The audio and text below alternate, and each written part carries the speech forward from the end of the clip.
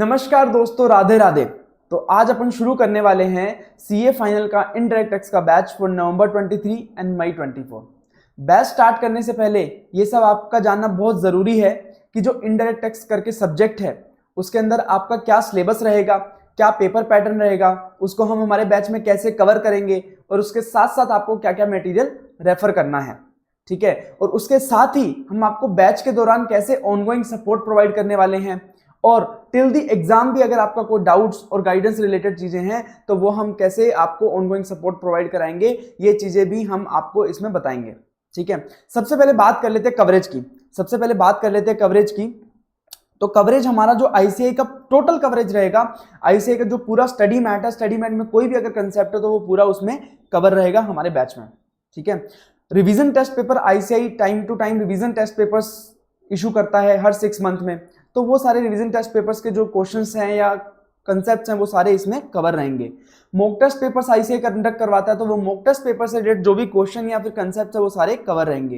पुराने past exam papers वगैरह में भी जो क्वेश्चंस आए हैं वो भी सारे यहाँ पे कवर रहेंगे और वो फुल्ली अमेंडेड रहेंगे for the November 23 and May 24। देखो, नवंबर 23 के लिए जो अमेंडमेंट एप्लीकेबल होते हैं वो 30 अप्रैल 2023 तक के लिए एप्लीकेबल होते हैं। यहां तक जितने अमेंडमेंट आ गए वो आपके नवंबर 23 के लिए एप्लीकेबल रहेंगे। अब मई 24 की बात करें तो 31 अक्टूबर 2023 तक के जितने भी अमेंडमेंट है वो सारे यहाँ पे एप्लीकेबल रहते हैं। तो ये भी आपके लिए जो अक्टूबर तक के अमेंडमेंट्स है वो भी एप्लीकेबल रहेंगे। तो अब 1 मई से लेके 31 अक्टूबर तक के जितने भी अमेंडमेंट हैं वो भी आपको इसके साथ सेपरेटली प्रोवाइड करा दिए जाएंगे बैच के साथ। आपको टेंशन लेने की बिल्कुल भी जरूरत नहीं है। ऐसा नहीं है कि सिर्फ नवंबर वाले बैच वाले ले सकते हैं, मई वाले ले सकते हैं, उसके बाद वाले स्टूडेंट्स भी अगर लेना चाहते हैं बैच तो ले सकते हैं, आपको सेपरेटली अमेंडमेंट प्रोवाइड करा दिए जाएंगे। ठीक है, तो आपको ये तो चिंता करने की बात नहीं है कि हम कुछ भी छोड़ेंगे इस बैच में। इस बैच में हम 100% कवरेज करने वाले हैं, कुछ भी छोड़ेंगे नहीं अपन।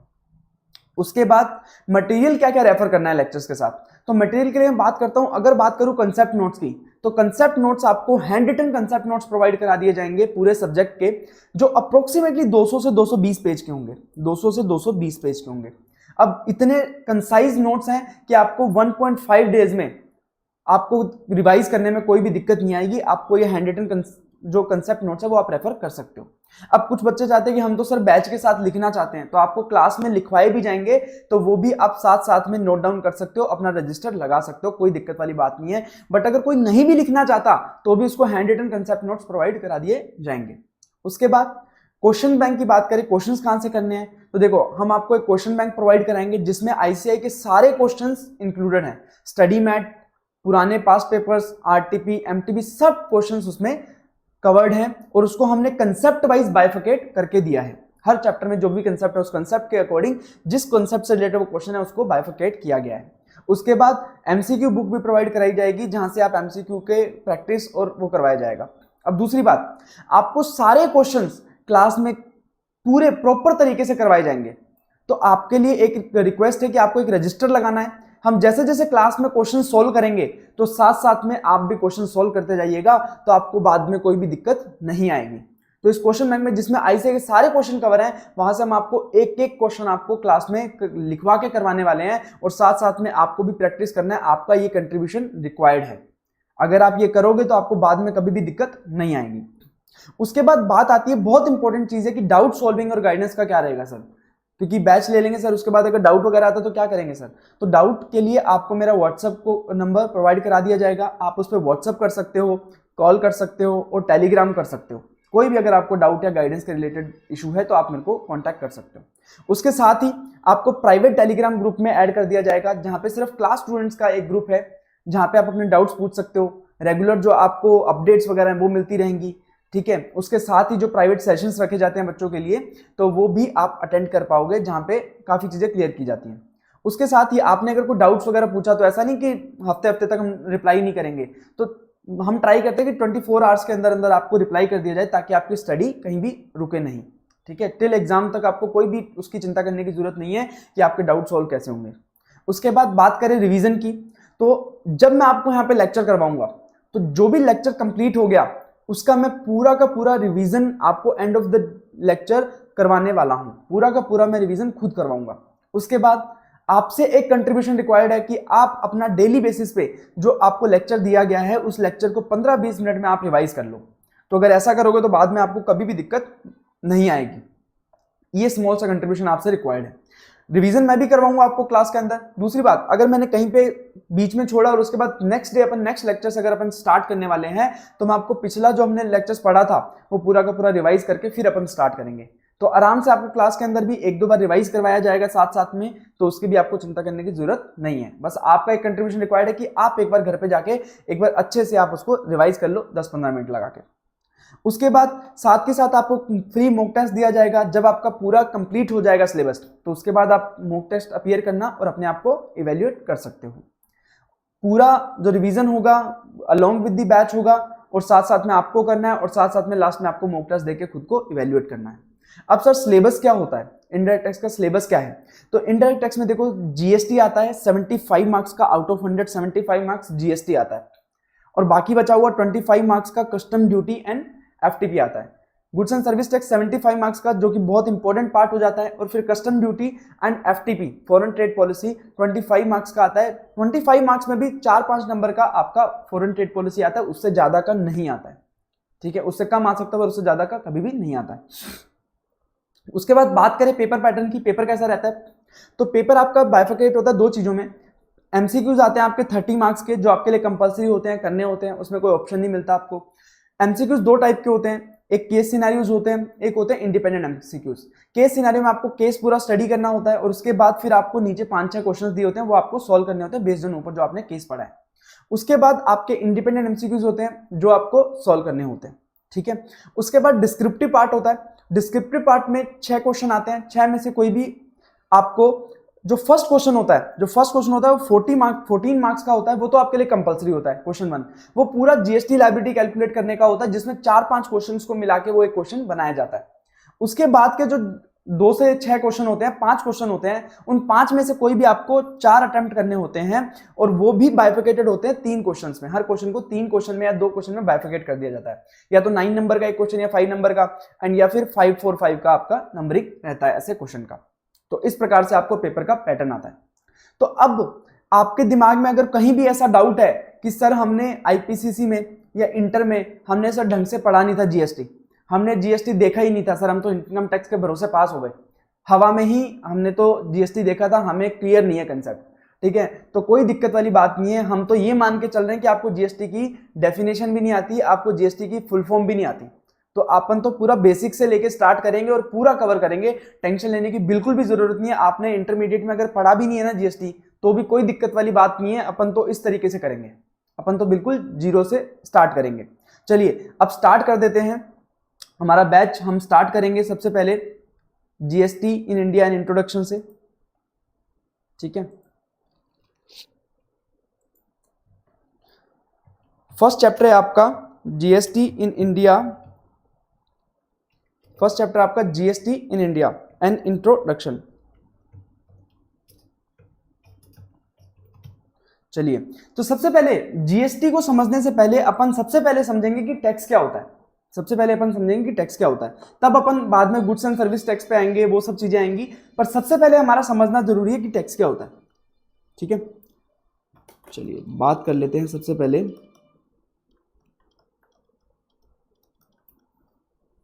ओवरव्यू ऑफ टैक्स की। टैक्स क्या होता है? टैक्स होता है कंपल्सरी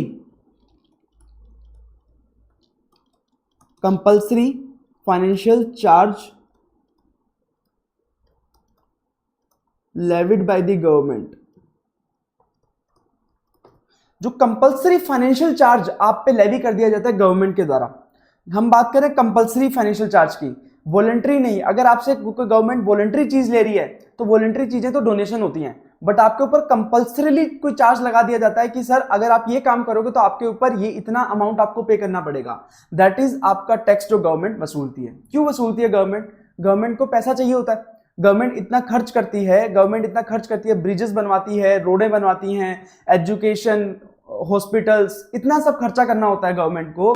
तो ये खर्च करने के लिए पैसा तो कहीं से आएगा, तो गवर्नमेंट के पास उसके रेवेन्यू के सोर्स होते हैं। तो रेवेन्यू के सोर्स क्या क्या है? रेवेन्यू के सोर्सेज क्या होते हैं? या एक तो आता है टैक्स जो आपसे वसूल किया जाता है, ठीक है। दूसरा, आप उन गवर्नमेंट की जो कंपनीज हैं उनका प्रॉफिट होता है, उनका प्रॉफिट होता है।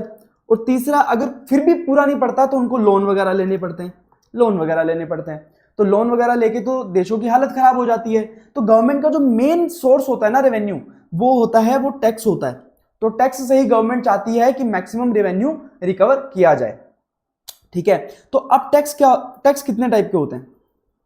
देखो, टैक्स की भी अगर बात करेंगे, टैक्स की भी अगर बात करेंगे तो टैक्स भी यहां पे दो टाइप के होते हैं।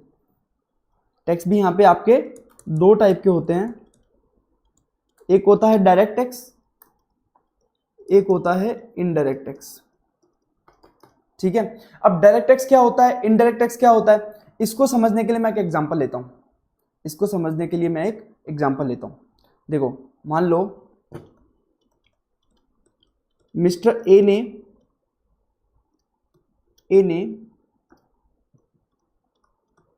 अर्न किया इनकम, वो कोई काम धंधा करता था, उससे इनकम अर्न किया, मान लो 1 करोड़ रुपए का, 1 करोड़ रुपए का इनकम हो गया। अब उसके ऊपर उसका इनकम टैक्स बना 20 लाख रुपीस, 20 लाख रुपीस। अब गवर्नमेंट बोली कि यार ये 1 करोड़ तूने इनकम कमाया तो इसके ऊपर 20 लाख रुपए गवर्नमेंट को टैक्स पे करो। तो 20 लाख रुपए उसने गवर्नमेंट को टैक्स पे किए। जब आप इनकम टैक्स कभी भी देखते हो तो इनकम टैक्स हमेशा जिस व्यक्ति ने इनकम कमाई होती है वो जाता है पोर्टल पे, रिटर्न फाइल करता है और वहां पे टैक्स पे करता है, मतलब खुद ब खुद टैक्स पे करता है गवर्नमेंट को, है ना। और टैक्स पे कर दिया मिस्टर ए ने, Mr A paid tax of 20 lakh to government. तो ऐसे केस में टैक्स का बर्डन किसने बोन किया? टैक्स का बर्डन किसने बोन किया? Mister A. मिस्टर ए ने 1 करोड़ रुपए कमाया, उसमें से 20 लाख रुपए गवर्नमेंट को देना पड़ गया, तो बर्डन किसके ऊपर आया? मिस्टर ए पे। और पे किसने किया गवर्नमेंट को? गवर्नमेंट को पे किसने किया? वो भी किसने किया? मिस्टर ए ने किया। तो यहां पे बर्डन बोन करने वाला, जिसकी जेब से पैसा जा रहा है, और पे करने वाला, दोनों कौन है? सेम व्यक्ति हैं। दोनों कौन है? सेम व्यक्ति है। तो ऐसे टैक्सेस को क्या बोलते हैं? डायरेक्ट टैक्स बोलते हैं। ऐसे टैक्सेस को बोलते हैं डायरेक्ट टैक्स। उसका एग्जांपल लें अपन तो एक तो होता है, मान लो इनकम टैक्स, एक तो होता है इनकम टैक्स, है ना। तो इनकम टैक्स में क्या होता है? आप इनकम कमाते हो, उसके ऊपर टैक्स आप डायरेक्टली गवर्नमेंट को पे करते हो, वहां पे जाके आप रिटर्न फाइल करते हो और आप खुद से टैक्स पे करते हो। अब एक होता है ब्लैक मनी टैक्स, ये भी क्या होता है? डायरेक्ट टैक्स होता है, इसमें भी खुद ब खुद पे करना होता है, ठीक है। अब मैं एक सेकंड एग्जांपल ले लेता हूं। अब डायरेक्ट टैक्स आपको समझ गया कि जिस व्यक्ति ने टैक्स पे किया उसका बर्डन भी उसी व्यक्ति ने बोन किया, तो ऐसा टैक्स क्या होता है? डायरेक्ट टैक्स होता है, जैसे कि इनकम टैक्स हो गया, ब्लैक मनी टैक्स हो गया। अब बात करते हैं इनडायरेक्ट टैक्स की। अब बात करते हैं इनडायरेक्ट टैक्स की। अब मान लीजिए मिस्टर ए ने परचेज किया लैपटॉप, ठीक है, वर्थ 1 लाख रुपीस, ठीक है, 1 लाख रुपए का लैपटॉप था। तो उसके ऊपर 18% जीएसटी एप्लीकेबल था, ठीक है। तो उसने क्या किया? उसने शॉपकीपर को पे किया,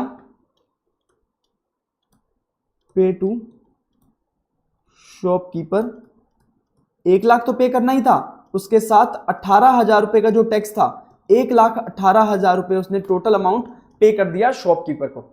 अब शॉपकीपर क्या करेगा? शॉपकीपर ने टैक्स आपसे कलेक्ट कर लिया, जो व्यक्ति उससे सामान खरीदने गया था। अब शॉपकीपर पे कर देगा गवर्नमेंट को ये अमाउंट, क्योंकि गवर्नमेंट के बिहाफ पे टैक्स कलेक्ट कर लिया शॉपकीपर ने। अब शॉपकीपर करेगा गवर्नमेंट को टैक्स पेमेंट 18,000 रुपए की, ठीक है।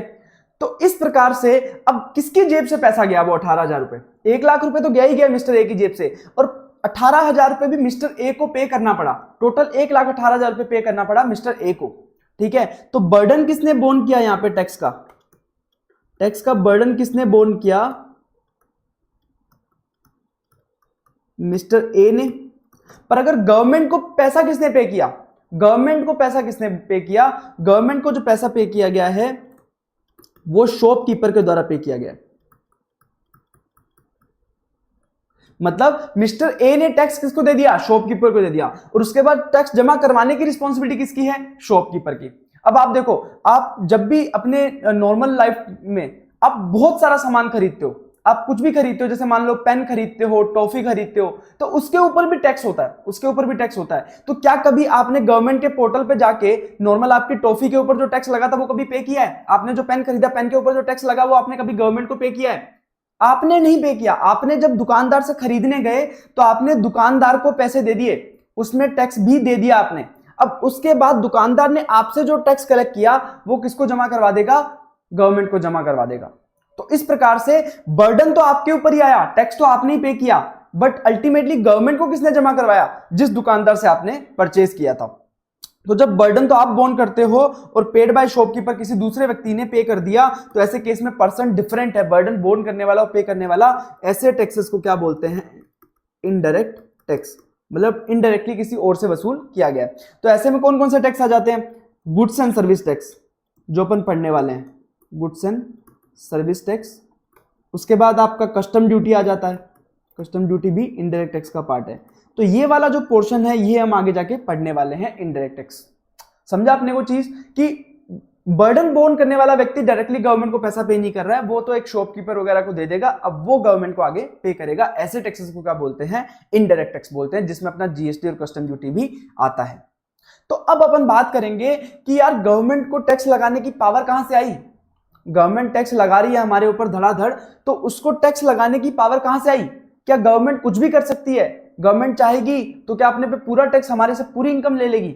तो बात ऐसी है कि गवर्नमेंट को पावर कहां से मिलती है? गवर्नमेंट को पावर मिलती है कॉन्स्टिट्यूशन से। जो इंडिया का हमारा संविधान है, वो संविधान उनसे पावर देता है कि आप टैक्स लगा सकते हो। पर संविधान में कैसे पावर दी गई है वो हम देखेंगे अब, वो हम देखेंगे अब अपन डिस्कस करेंगे कॉन्स्टिट्यूशनल प्रोविजंस। कॉन्स्टिट्यूशनल प्रोविजंस अपन डिस्कस करेंगे। अब कॉन्स्टिट्यूशन ने पावर कैसे दी है गवर्नमेंट को वो हम देखेंगे। तो कॉन्स्टिट्यूशन ने बोल दिया, कॉन्स्टिट्यूशन ने बोल दिया कि no taxes can be levied without authority of law. मतलब जब तक कोई लॉ की अथॉरिटी नहीं है, जब तक लॉ आपको परमिट नहीं करता, तब तक आप कोई भी टैक्स नहीं लगा सकते, ये कॉन्स्टिट्यूशन ने बोल दिया। ठीक है, अब लॉ कौन बनाएगा? लॉ बनाएगी सरकार। कहां पे? पार्लियामेंट में या स्टेट लेजिस्लेचर में, विधानसभा में या फिर पार्लियामेंट में। और वहां पे कौन गए हैं? लोग, हमारे चुने हुए लोग गए हैं, नेता लोग गए हैं जो हमारे चुने हुए हैं। तो वो लोग ही इस पे कानून बनाएंगे कि लोगों के ऊपर टैक्स क्या लगाना है। मतलब हमारे चुने हुए लोग ही क्या बनाएंगे? लॉ बनाएंगे, जिसके थ्रू हमारे ऊपर टैक्स लगाएंगे।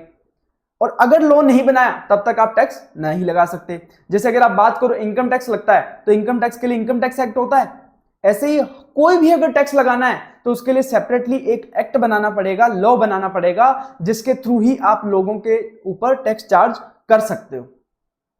अब बट यहां तो कहीं नहीं बोला कि सेंटर बनाएगा कि स्टेट बनाएगा, क्योंकि सेंट्रल भी गवर्नमेंट है, स्टेट भी लॉ बनाता है। तो ऐसे केस में कौन बनाएगा लॉ, कौन टैक्स वसूल करेगा? क्योंकि पैसा तो दोनों को ही रिक्वायर्ड है, सेंट्रल गवर्नमेंट को भी रिक्वायर्ड है, स्टेट गवर्नमेंट को भी पैसा चाहिए। सेंट्रल गवर्नमेंट को ब्रिज बनवाने हैं, सड़कें बनवानी है, मेडिकल का देखना है, और भी बहुत सारे मैटर्स हैं जहां पे सेंट्रल गवर्नमेंट को इन्वॉल्वमेंट चाहिए। सेंट्रल गवर्नमेंट को पूरा इंफ्रास्ट्रक्चर डेवलप करना है, तो पैसा सेंट्रल गवर्नमेंट को भी चाहिए। और स्टेट गवर्नमेंट को भी अपने स्टेट का विकास करना है, अपने स्टेट का डेवलपमेंट करना है, अपने स्टेट में सड़कें बनानी है, वो सब करना है, तो उसका पैसा उसे भी चाहिए। तो दोनों के पास ही रेवेन्यू का सोर्स क्या है? टैक्स। तो अब कौन लगाएगा? सेंटर लगाएगा, स्टेट लगाएगा? तो यहां पे क्वेश्चन अराइज हो जाता है। तो यहां पे कॉन्स्टिट्यूशन ने बोला, यहां पे कॉन्स्टिट्यूशन ने बोला, कॉन्स्टिट्यूशन ने 7th schedule of article 246 of constitution, ये जो 7th शेड्यूल है ना, उसके थ्रू कॉन्स्टिट्यूशन ने बोला कि टेंशन लेने वाली बात नहीं है, हम खुद ही यहां पे क्या कर देंगे? डिस्ट्रीब्यूशन ऑफ पावर कर देंगे। यहां पे क्या कर दिया गया? डिस्ट्रीब्यूशन ऑफ पावर कर दिया गया कि किस चीज पे ऊपर पावर सेंट्रल गवर्नमेंट को है, किस चीज के ऊपर स्टेट गवर्नमेंट को, किस पे दोनों को है। तो इसके लिए बोला गया, उसके लिए 3 लिस्ट बनाई गई 7th शेड्यूल में। एक होती है यूनियन लिस्ट, एक होती है स्टेट लिस्ट, और एक होती है कॉन्करेंट लिस्ट। ठीक है, अगर आप यूनियन लिस्ट की बात करोगे, तो यूनियन लिस्ट में जो मैटर्स डिफाइन किए गए हैं, यूनियन लिस्ट में लिख दिया गया कि ये मैटर, जो भी मैटर लिखे गए हैं उसके ऊपर कानून बनाने का सिर्फ और सिर्फ अधिकार किसको है? सेंट्रल गवर्नमेंट को है। सिर्फ और सिर्फ किसको अधिकार है? सेंट्रल गवर्नमेंट को अधिकार है। और ऐसे ही स्टेट लिस्ट में कुछ ऐसे मैटर्स लिख दिए गए जिसपे सिर्फ और सिर्फ कानून बनाने का अधिकार किसको है? स्टेट गवर्नमेंट को है। तो यहां पे झगड़ा खत्म हो गया। जो तो मैटर्स सेंट्रल लिस्ट में लिखे हुए हैं, यूनियन लिस्ट में लिखे हुए हैं, वहां पे तो कानून कौन बनाएगा? Central government. और जो स्टेट लिस्ट में लिखे हुए हैं उस पे कौन बनाएगा? State government. और कुछ मैटर्स ऐसे हैं जहां पे सेंटर भी अपने कानून बना सकता है और स्टेट भी अपने कानून बना सकते हैं, उसको बोलते हैं कॉन्करेंट लिस्ट। कॉन्करेंट लिस्ट में जो भी मैटर दिए गए हैं वहां पे सेंट्रल एंड स्टेट गवर्नमेंट दोनों अपने अपने कानून बना सकते हैं, कोई दिक्कत वाली बात नहीं है। तो ये इस प्रकार से डिस्ट्रीब्यूशन ऑफ पावर किया गया है। 3 लिस्ट बनाई गई, यूनियन लिस्ट जिसमें सिर्फ सेंट्रल गवर्नमेंट को पावर है कानून बनाने की, स्टेट लिस्ट जिसमें जो भी मैटर दिए गए उस पे ऊपर कानून बनाने का अधिकार किसको है? स्टेट गवर्नमेंट को, और कॉन्करेंट लिस्ट जिसमें दोनों को अधिकार दिए गए हैं कानून बनाने का। तो इनके अगर अपन एग्जांपल देखें, ऐसे कौन कौन से मैटर हैं सर जो सेंट्रल लिस्ट में आते हैं, स्टेट में आते हैं, कॉन्करेंट में आते हैं? तो अगर यूनियन लिस्ट की बात करें तो आप देखोगे रेलवेज सिर्फ किसके अधीन आता है? सेंट्रल गवर्नमेंट के अधीन आता है। तो कोई भी अगर इसके रिलेटेड डिसीजन लेना होता है, कानून बनाना होता है, कौन लेगा? सेंट्रल गवर्नमेंट ही लेगा, स्टेट का कोई भी इसमें इन्वॉल्वमेंट नहीं होता है। फिर देश की जब सुरक्षा की बात आती है, डिफेंस की बात आती है, तो ऐसे केस में पूरा का पूरा अधिकार किसको है? सेंट्रल गवर्नमेंट को है। सेंट्रल गवर्नमेंट के पास पूरे के उसके पावर है डिफेंस के रिलेटेड कोई भी कानून बनाना है या फिर कोई भी डिसीजन लेना है। उसके बाद अगर आप देखोगे इनकम टैक्स किस में आता है? यूनियन लिस्ट में आता है। तो इनकम टैक्स का पूरा कानून बनाने का अधिकार, लॉ बनाने का अधिकार, वसूल करने का अधिकार किसको है? सेंट्रल गवर्नमेंट को है, सिर्फ और सिर्फ सेंट्रल गवर्नमेंट को। कोई भी स्टेट इनकम टैक्स आपसे नहीं लेती है, सिर्फ सेंट्रल गवर्नमेंट लेती है। अब स्टेट लिस्ट की बात करें तो अगर आप देखोगे एग्रीकल्चर एक ऐसा मुद्दा है जहां पे स्टेट डिसीजन लेता है, स्टेट लॉ बनाता है, सेंटर का कोई भी उस पर अधिकार नहीं है एग्रीकल्चर से रिलेटेड टैक्सेस पे। फिर बात करें पुलिस की, पुलिस के रिलेटेड कोई भी डिसीजन है वो कौन लेगा? स्टेट लेगा। आपने देखा होगा हरियाणा पुलिस अलग होती है, राजस्थान पुलिस अलग होती है, पंजाब पुलिस अलग होती है। सब स्टेट्स के अपने अपने सेपरेट पुलिस हैं, उनके रिलेटेड खुद के अधिकार हैं। आज राजस्थान पुलिस को अगर पंजाब में जाके कोई डिसीजन करना है, कोई एक्शन करना है, तो वहां पे उसको पंजाब पुलिस की सहायता लेनी होगी, उनकी परमिशन लेनी होगी। तो हर स्टेट की अपनी अपनी पुलिस होती है, अपने अपने पुलिस के रिलेटेड अपना अपना अधिकार होता है। तो पुलिस है जो वो स्टेट मैटर है। ठीक है, अब ऐसा कौन सा है कि जो दोनों में आता है? तो आपने एजुकेशन सुना होगा, एजुकेशन अगर आपने देखा हो तो सीबीएसई बोर्ड भी होता है, एक होता है सीबीएसई बोर्ड होता है और एक होता है अपना स्टेट बोर्ड होते हैं, आईसीएसई बोर्ड होता है। तो मतलब जो सीबीएसई आईसीएसई बोर्ड है ये सेंट्रल बोर्ड है, इसके रिलेटेड जो भी डिसीजन लिया जाएगा वो किसके द्वारा लिया जाएगा? सेंट्रल गवर्नमेंट के द्वारा। बट जो स्टेट के बोर्ड्स हैं उनके डिसीजन कौन लेगा? स्टेट गवर्नमेंट लेगा। तो ऐसे केस में आपने देखा होगा जो स्टेट बोर्ड के जो सिलेबस होता है वो डिफरेंट होता है, सेंट्रल गवर्नमेंट का सिलेबस डिफरेंट होता है, पंजाब में सिलेबस डिफरेंट होता है, राजस्थान में सिलेबस डिफरेंट होता है। क्यों? क्योंकि यहाँ पे हर स्टेट को अपने अपने लॉ बनाने का अधिकार है एजुकेशन से रिलेटेड, और सेंटर को अपना अधिकार है, तो सेंटर भी बनाता है। तो सबके बिखरा चीजें हैं। अगर आप एजुकेशन में देखोगे तो आप सेंट्रल बोर्ड सीबीएसई में पढ़ रहे हो तो आपका सिलेबस कुछ और होगा, स्टेट बोर्ड में पढ़ रहे हो तो आपका सिलेबस कुछ और होगा। तो इस प्रकार से डिफरेंट कानून बना दिए जा सकते हैं। तो इस प्रकार से पावर का डिस्ट्रीब्यूशन किया जाता है लॉ बनाने का। ठीक है, तो अब अगर अपन बात करें टैक्सेस की बात करें तो ऐसे कौन सा टैक्स कौन वसूल कर सकता है? तो टैक्सेस के केस में हम बात कर लेते हैं।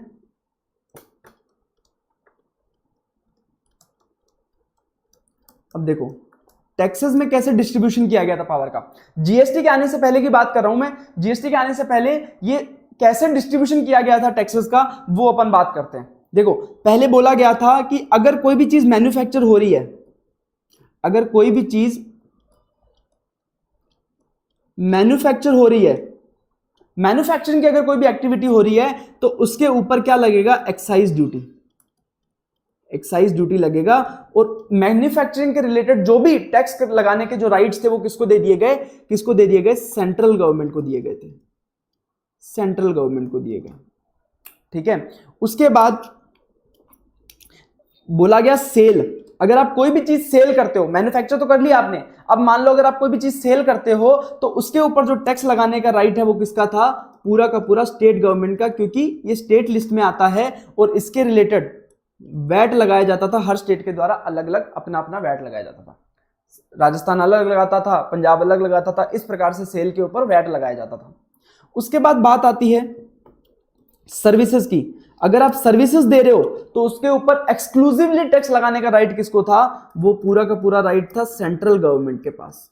सेंट्रल गवर्नमेंट ही सर्विसेज पे टैक्स लगा सकती थी, जिसे बोलते थे सर्विस टैक्स बोलते थे। उसमें कोई भी स्टेट टैक्स नहीं लगाता था सर्विसेज के ऊपर।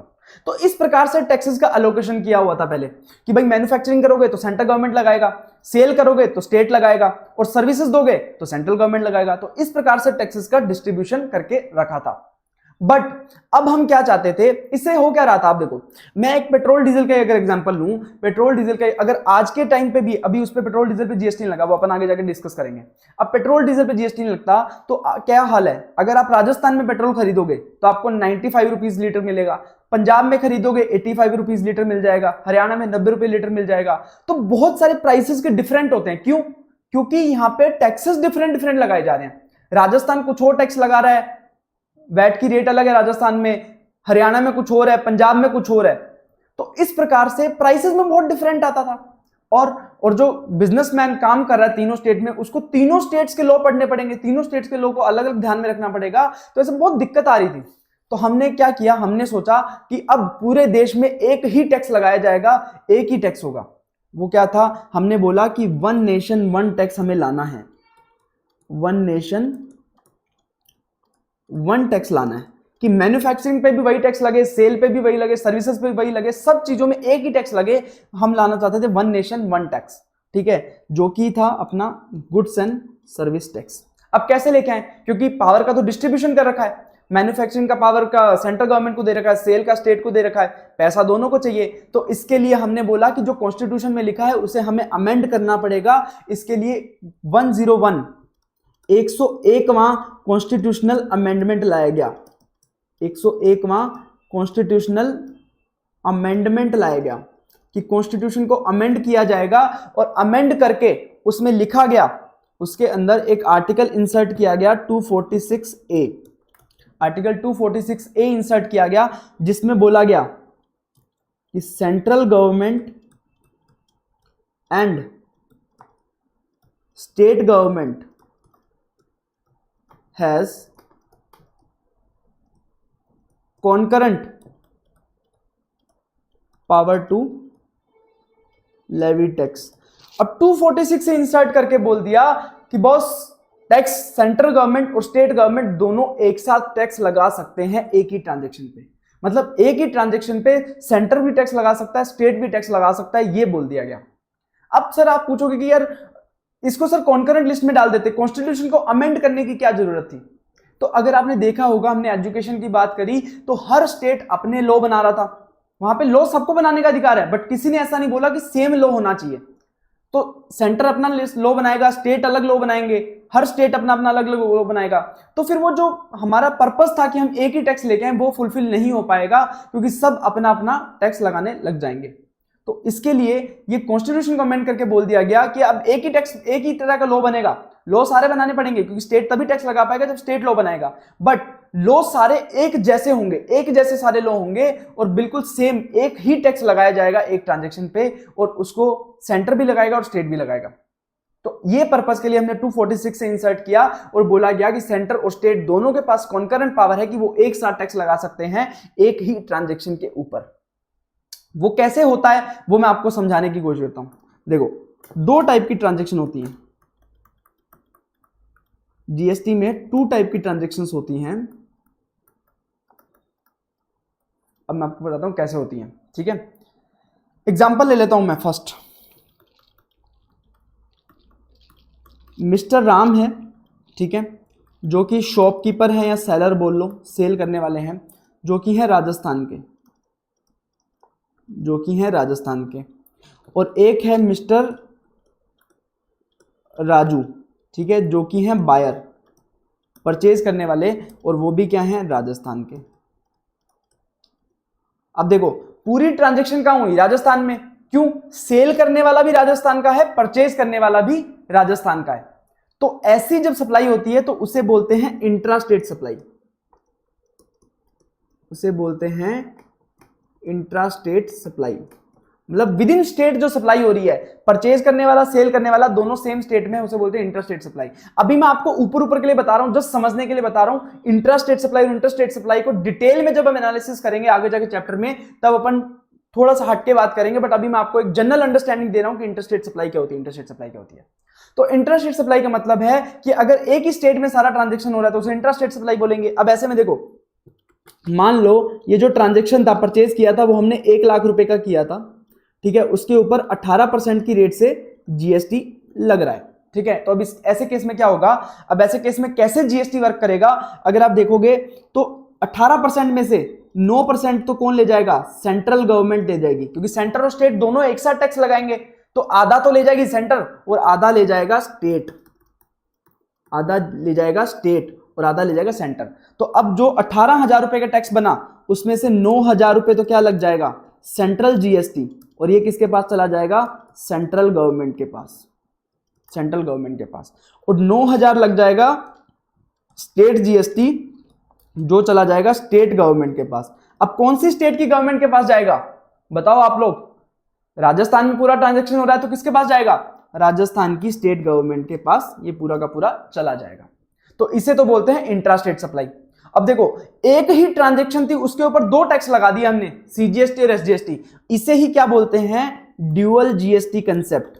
जीएसटी एक ही है बट उसमें भी ड्यूअल जीएसटी हो गया, इसको बोलते हैं ड्यूअल जीएसटी कंसेप्ट। एक ही ट्रांजैक्शन पे 2 टाइप के जीएसटी लगा दिए हमने, इसे बोलते हैं ड्यूअल जीएसटी कंसेप्ट, ठीक है। अब मैं एक और ट्रांजैक्शन ले लेता हूं, एक और ट्रांजैक्शन आपके एग्जांपल के लिए ले लेता हूं। मान लीजिए मिस्टर राम है सेलर, ठीक है, वो तो है राजस्थान के, ये तो राजस्थान के ही हैं। अब जो मिस्टर काजू जो है बायर, वो है पंजाब के, ठीक है। अब बेचने वाला कहां है? राजस्थान में, और खरीदने वाला कहां है? पंजाब में। तो इंट्रा स्टेट सप्लाई तो नहीं है, तो ऐसी सप्लाई को बोलते हैं हम इंटर स्टेट सप्लाई, ऐसी सप्लाई को बोलते हैं हम इंटर स्टेट सप्लाई, ठीक है। अब होगा क्या? अब राजस्थान और पंजाब का झगड़ा होगा कि टैक्स कौन रखेगा। क्यों? सेल किसने किया है? राजस्थान वाले बंदे ने, और परचेज किसने किया? पंजाब वाले बंदे ने। राजस्थान बोलेगा कि भैया हमारे यहाँ पे बिजनेस एक्टिविटी हो रही है, हम जीएसटी लेंगे। पंजाब वाला बोलेगा कि परचेज करने वाला तो हमारे यहाँ का है ना, तो जीएसटी तो हमारा हुआ। तो इस प्रकार से दोनों के बीच में झगड़े हो सकते थे, ठीक है। दोनों स्टेट आपस में झगड़ते रहते। अब स्टेट्स में कौन सुलह करवाने बैठेगा?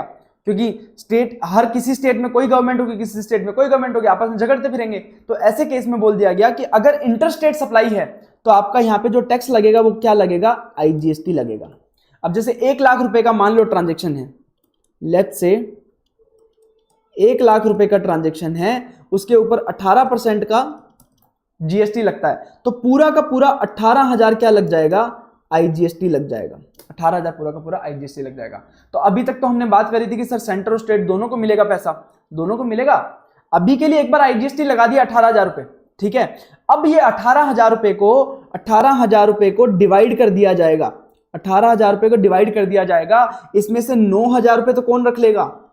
9,000 रुपए तो कौन रख लेगा? Central government. 9,000 तो रख लेगा सेंट्रल गवर्नमेंट। अब 9,000 रुपए तो हैं स्टेट के। अब किस स्टेट के हैं ये डिसाइड करना है, ये डिसाइड करना है। राजस्थान रखेगा, पंजाब रखेगा। तो अब देखो, जीएसटी आने से पहले टैक्स किसका होता था? जहां पे बिजनेस एक्टिविटी हो रहा है, मतलब जहां पे सेल होता था, जहां पे मैन्युफैक्चरिंग होता था, मतलब जहां पे दुकानदार है, जहां पे मैन्युफैक्चरिंग वाले लगा रखे फैक्ट्री वगैरह, उस स्टेट का रेवेन्यू होता था जीएसटी आने से पहले।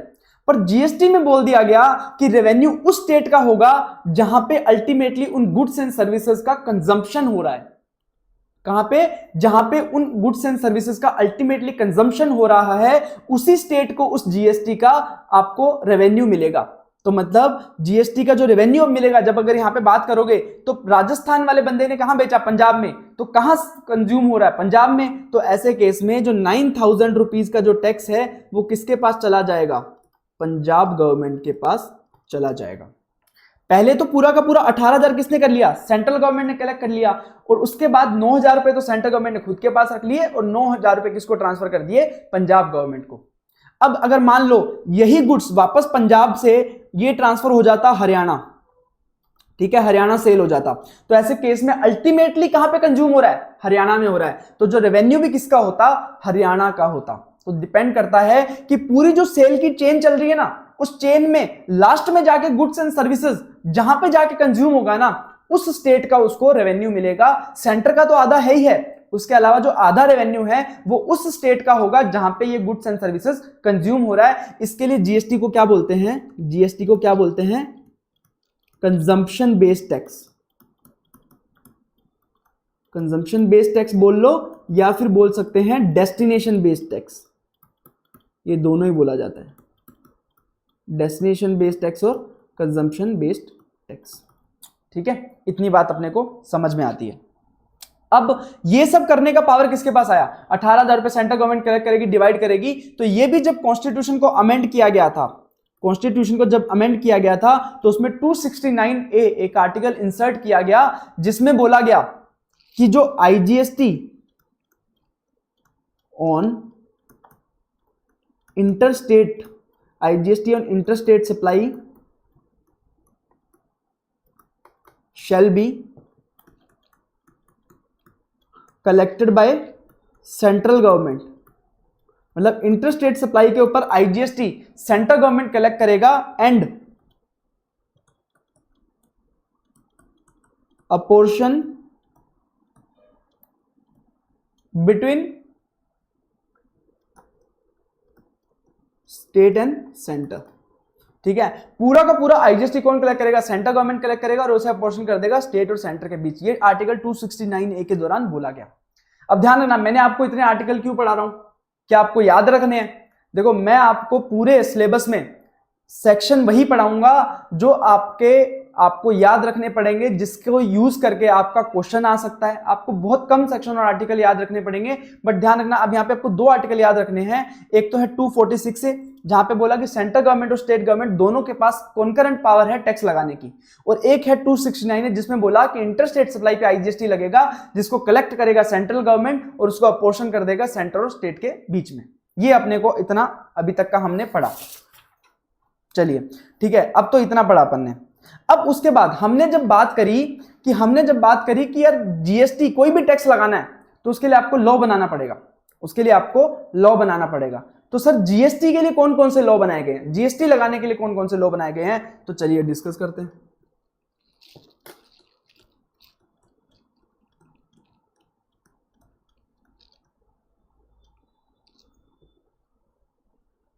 ठीक है, source of GST law, GST कहां से आया, जीएसटी लगाने की पावर कहां से आई, उसका हमें सर लॉ बताओ कि क्या बनाया हुआ है। तो देखो, सबसे पहले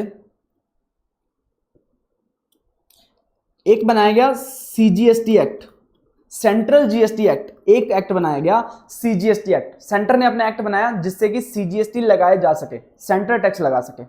उसके बाद हर स्टेट ने अपना एक एक्ट बनाया, हर स्टेट ने अपना एक एक्ट बनाया कि हम टैक्स लगा सकें, एसजीएसटी एक्ट। सबसे पहले सीजीएसटी एक्ट बना एक, उसके बाद एसजीएसटी एक्ट बना। अब कितने एसजीएसटी एक्ट बनेंगे, हर स्टेट अपना अपना एसजीएसटी एक्ट बनाएगा। अब भले बनाएगा हर कोई अपना अपना एसजीएसटी एक्ट, पर सबके जो एक्ट रहेंगे वो बिल्कुल सिमिलर रहेंगे, सेम रहेंगे। वो कैसे होगा वो अपन आगे डिस्कस करेंगे।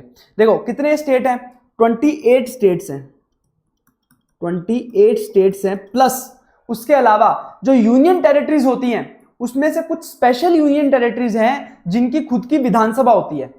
आपने दिल्ली में देखा होगा, जम्मू कश्मीर में देखा होगा, पुदुचेरी में देखा होगा, उनके चुनाव होते हैं। दिल्ली में भी चुनाव होता है और जम्मू कश्मीर में भी चुनाव होता है, आपने सुना होगा। तो ये जो चुनाव होते हैं, चुनाव होने के बाद विधानसभा होती है, एक इलेक्टेड गवर्नमेंट होती है। तो ऐसे केस में जब किसी यूनियन टेरिटरी में विधानसभा होती है तो ऐसे केस में उनको भी अपना सेपरेट एक्ट बनाना पड़ेगा। तो जो 3 यूनियन टेरिटरीज थी, कौन कौन सी, दिल्ली, जम्मू एंड कश्मीर एंड पुदुचेरी, ये जो 3 यूनियन टेरिटरीज हैं इनको भी अपना खुद का एक एक्ट बनाना पड़ेगा। तो टोटल 35 एसजीएसटी एक्ट बनाए गए, क्योंकि ये जो यूनियन टेरिटरीज थी इनकी खुद की विधानसभा होती है। उसके बाद बाकी जितनी भी यूनियन टेरिटरी हैं उनके लिए बनाया गया एक एक्ट, यूटीजीएसटी एक्ट, ठीक है। उसके बाद एक बनाया गया आईजीएसटी एक्ट, जो मैंने बोला था ना इंटर स्टेट सप्लाई पे आईजीएसटी लगेगा, इंटर स्टेट सप्लाई पे आईजीएसटी लगेगा, तो वो लगाने की पावर कहां से आएगी, आईजीएसटी एक्ट से आएगी, ठीक है। उसके बाद एक और बनाया गया GST compensation to state act, GST compensation to state act, ये भी एक एक्ट बनाया गया। टोटल 35 एक्ट बनाए गए, टोटल 35 एक्ट हो गए। अब मैं पहले बताता हूं आपको GST compensation to state act क्या होता है। देखो जीएसटी कंपनसेशन स्टेट एक्ट क्यों था, क्योंकि पहले क्या होता था, मैंने आपको बताया टैक्स, जीएसटी आने से पहले जो टैक्स की रेवेन्यू होता था वो किसको मिलता था, ऐसे स्टेट को मिलता था जहां से कि प्रोडक्शन हो रहा है, जहां की फैक्ट्रियां लगी हुई हैं, जहां पे आपकी सेल हो रही है, ठीक है। तो अगर आप देखोगे मैक्सिमम जो फैक्ट्रीज वगैरह लगी हुई हैं वो कहां लगी हुई हैं, आपका गुजरात, महाराष्ट्र, कर्नाटका वगैरह, ऐसे जो कुछ 4-5 स्टेट हैं जहां पे पूरा का पूरा बिजनेस एक्टिविटीज बहुत ज्यादा हो रही हैं। तो ऐसे केस में बहुत ज्यादा रेवेन्यू आता था इन सारे स्टेट्स को, बाकी सारे स्टेट्स को इतना रेवेन्यू नहीं होता था, ठीक है। तो ऐसे केस में स्टेट्स जो ज्यादा रेवेन्यू कमा रहे थे तो वो गवर्नमेंट को बोले, सेंट्रल गवर्नमेंट को बोले कि बॉस अगर जीएसटी आ गया तो जीएसटी में टैक्स किसको मिलेगा, जहां पे वो गुड्स एंड सर्विसेज कंज्यूम होंगी, तो ऐसे केस में हमारा तो रेवेन्यू गिर जाएगा। तो गवर्नमेंट ने बोला कोई दिक्कत वाली बात नहीं, आप टेंशन मत लो, हम आपका रेवेन्यू गिरने नहीं देंगे।